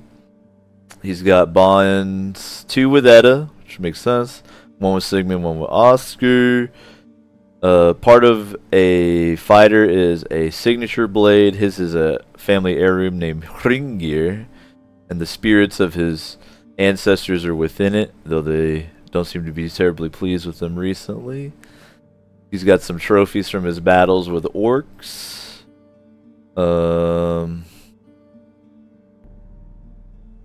Groovy. So I meant to ask before we move on to Bruce. Tell me what is give me like the breakdown of what Etta looks like right now, her current status, like what she looks like, and kind of what is going through her head. Just a brief. What she looks like physically, you mean?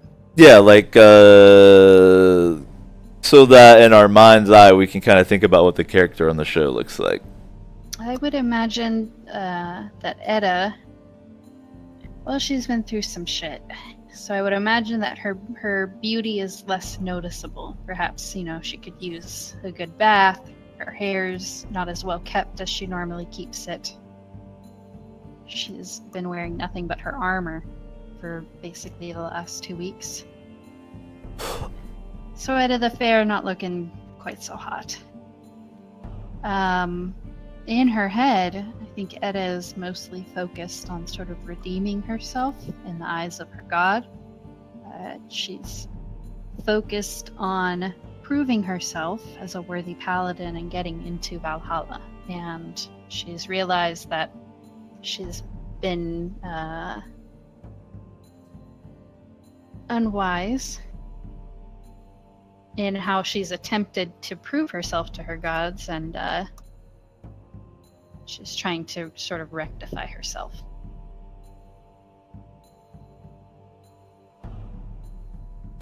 Groovy. She's also concerned about the safety and well-being of her family, but it seems like that's less of a threat since everyone's moving to Uguthwaite. So Bruce has enough to level 2, right? So he's going to be leveling on this trip. Indeed. We talked about the other stuff on Bruce, so you do the same thing for me. Give me kind of what he looks like. Give me what the character in our mind's eye for the show, and then what's kind of going through his head right now going into the season finale.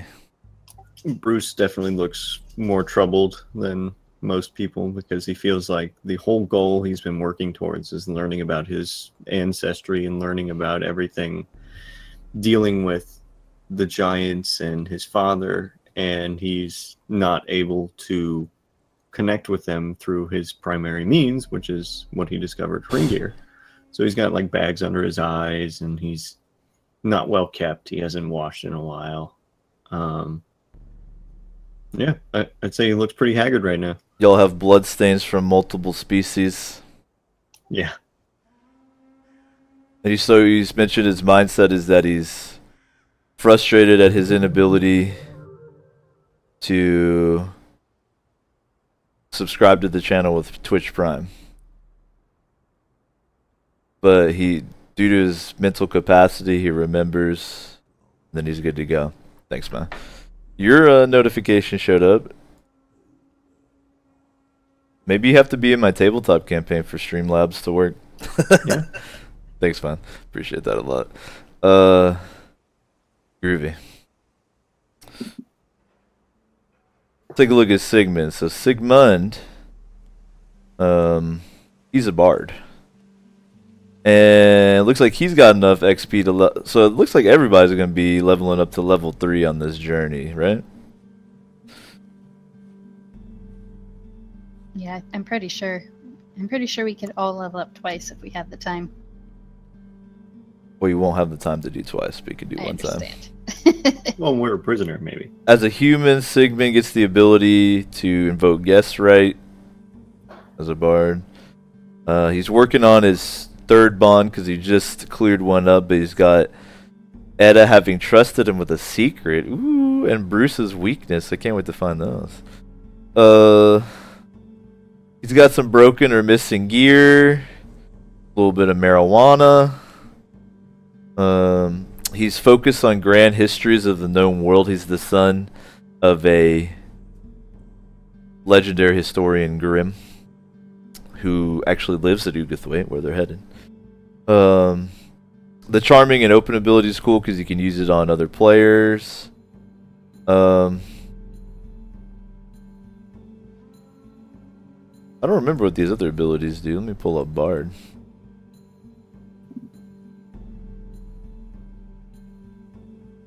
So the Port in the Storm ability is cool. Whenever he returns to a civilized settlement he's visited before, he tells me when he was last here, and then I have to say how it's changed. So when he gets back to Ugathwaite, you can invoke that if you want. And then what was that metal hurling ability is fucking awesome. I can't wait to see like what instrument. Like if you find another fiddle, or if you change your mind and like pick some other fiddle, I'm looking forward to or some other instrument. I'm looking forward. The thing is like you can also just shout. So I was thinking about for this episode, you can just. I was thinking about maybe like shouting my way out of the darkness. Diablo 2 shout barbarian. Yeah, dude. Yeah. So that's kind of the stats. What does Sigmund kind of like? Give me the description of his character right now, like visually.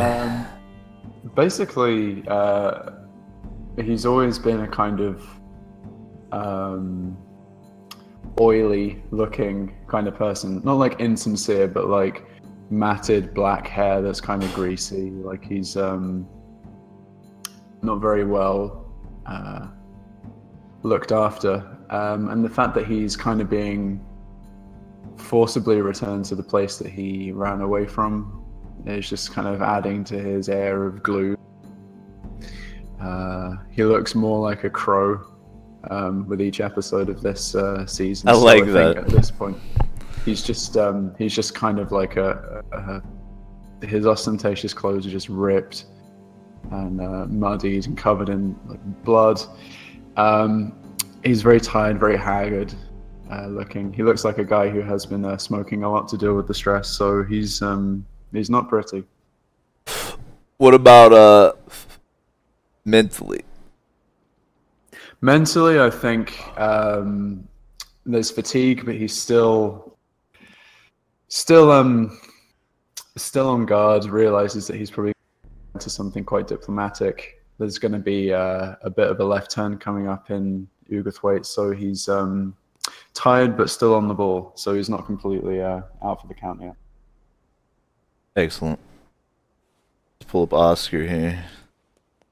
So Oscar's the ranger. Got a wolf companion. We got to hang on to for now.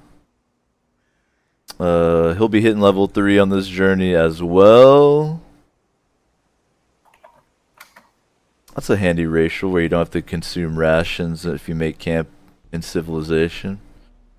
2 bonds with Sigmund, which is cool because they have kind of a history together. You guys are starting to do a really good job of like working in them. Like the way you guys roleplay, like when I pull up your sheet, like I would expect Oscar to have the most bonds with Sigmund, and like he actually does. And same thing with you guys are doing a really good job on that.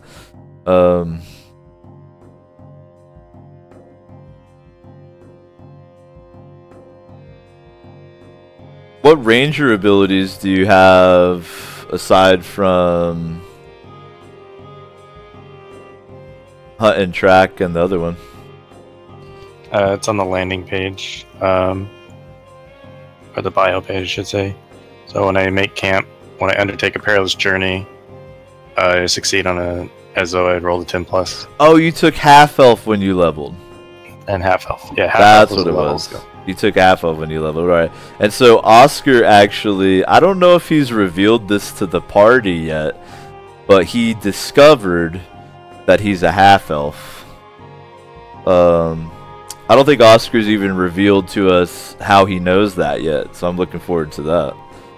No, that was part of my level up montage, is whatever I talked with. Remind me then. I don't even family remember. histories. Yeah, so my first level up, I spent the week talking with my mom, catching up, and talking about past families and relatives. Oh, she reveals the secret then. Got it. Yeah, and that's where I gained my wisdom. But I don't know that anyone else in the party realizes. Yeah, I don't think anyone does. Yeah. I'm just uncannily good at sneaking around. That's what it was. Seeing. Groovy. So what does Oscar look like right now? He pretty much looks par for the course. as everybody else seems looking haggard and rugged, that's how Oscar always looks, as being a woodsman living on his own. So physically, he doesn't look too much different, other than maybe. Does he grow a beard? He does grow a goatee in the front area, and he braids that down. And he keeps his head trimmed, although I guess at this point it's been a couple of weeks, so it's starting to get a little prickly. So he's fuzzy. Alright. So he looks just like another Viking, really. Like, you can't really tell he's an elf. Maybe his cheeks are smooth, so he does the goatee to like... So it looks like he's choosing it to be that way, but he actually can't grow the full beard, maybe? Who knows? It's just Realize at the end of the 9 days when he doesn't have a full beard. Hey, wait a minute. Well, that's actually a very interesting thing, is like... In different fantasy, number one, tall versus short elves, because that's a big thing. Like Tolkien elves are like tall, they're like 7 foot, but like Labyrinth Lord elves are like small, like dwarves. Yeah, my dude's like 4'6". And then elves with beards, because again, Tolkien elves fully fucking hippie bearded, but a lot of traditional fantasy elves can't grow beards. So interesting. I like short elves with beards. That way they pretend to be dwarves. What about mentally? Mentally, I mean, he's seen orcs. He's dealt with the orcs, but right now he's definitely intrigued as to what's driving them out and in such numbers. And he's also seen casters, which he hasn't seen before, and the undead. So he is invested in investigation. It is starting to present itself. Alright, now here's a final curiosity just for my sake. What move are you thinking about picking up when you level up Edda? I'm probably going to pick up Hospitaler. When you heal an ally, you heal an additional 1d8 damage. Ooh. Very nice. What about Bruce? So I've been debating between blacksmith and multi-class, and multi-classing to druid to pick up balance. So you're either thinking about taking multi-class dabbler to take a druid move. Right. Keep in mind that you have to treat your level as one lower. Do you still qualify? The one you wanted? Cool. Or the other one you're thinking is blacksmith. So that's pretty cool. If you find a magical weapon, you can consume it and transfer its powers onto your signature weapon. So you can add powers to Hringir based off of the magical items you find in the world. That's pretty cool. Let me take a look at this druid move you're considering. Balance, you said? Yeah. I'm thinking if we have time in Ugathwaite, I might be able to do... So you would be level 3. Okay, so you'd be taking a level 2 move, so you'd qualify. Cool. When you deal damage, take 1 balance. When you touch someone, you can spend balance, and each balance you spend heals 1d4 hit points. That's very interesting. That would be really good. I do a lot of damage. I know, that's what I'm saying. You would always have balance saved up. Either one of those would be really cool. What about Sigmund? Any thoughts on your next move? Anything you've been eyeballing? I'm interested in it goes to 11, because it seems like the idea behind it is, if I read it correctly, is you unleash crazed performance, and then what happens is you target an enemy, and then what happens, they attack their nearest ally. Yeah, that seems awesome. Because even if you kind of whiff it, they still do it. Yeah. Because there isn't really anything else that Sigmund is much good for. He doesn't have a sword. That's crazy powerful though, because like if you could target like the big man, and you could get the big man to start like attacking all the lesser ones around them or whatever. Yeah, I think that's me. That's badass. And then The crazed performance be a rap battle. only if you rap, Zeus. You have to help. You have to be the battler. What do you think about taking for Oscar? I've already started down the path. I'm most likely going to take Follow Me. So it lets you take 2 rolls for a perilous journey. Yeah, and the half elf lets me roll 10 plus on both.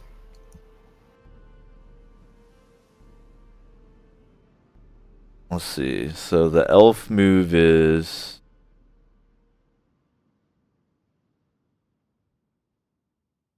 Dang.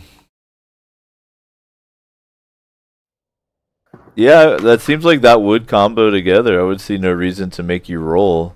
So that would mean that whenever we undertake a perilous journey, your character could take 2 of the rolls. What are they? Quartermaster, Scout, and Trailblazer. Trailblazer. And you can pick 2 rolls and automatically succeed them. So y'all just have to have one person that handles 1 roll. That's so cool as far as lore too, because it's like Yeah, I'm the ranger. I'm like, here, follow the me. level of ineptitude in the woods compared to you is ridiculous. You're like, psh, this is no big deal. And they have to like roll for their one little job. Cool. Alright, well, that's going to wrap it up for tonight. Appreciate y'all playing as always. Just figure out when we can do it again. Don't forget, as far as Labyrinth Lord, that one we'll be playing like basically every week that we can play. If we can't do Dungeon World, we'll be doing Labyrinth Lord, so that one will be much more often. But thanks for playing, y'all. Peace. Alright, ladies and gents, gonna wrap up today's edition of the Saga of Broken Blades. That was a pretty solid one. I think that might be the best one so far. What do y'all think? Next episode of Broken Blades will be the Season 1 finale. Thanks again for all that support, Sabatum, and everybody chilling. Hopefully we'll be having tabletop once a week here coming up with this second campaign starting. Got O shows all week. I'll post up the schedule for you guys here in a little bit. Thanks for your support. Let me thank some illustrious members of the 420 Club. Prefer the Twitch subscription, but you only have $1 or you want some extra credit, check out the Patreon. Let me thank Kitwoo, Concat, Freeborn Pat, Sabatum, Vodka, Globe 99, Miller Duo, and Gatsby. Big ups to y'all. Appreciate that extra support. We'll have O shows all week. I'll have the schedule for y'all. If you're looking for some more Twitch, just hang tight.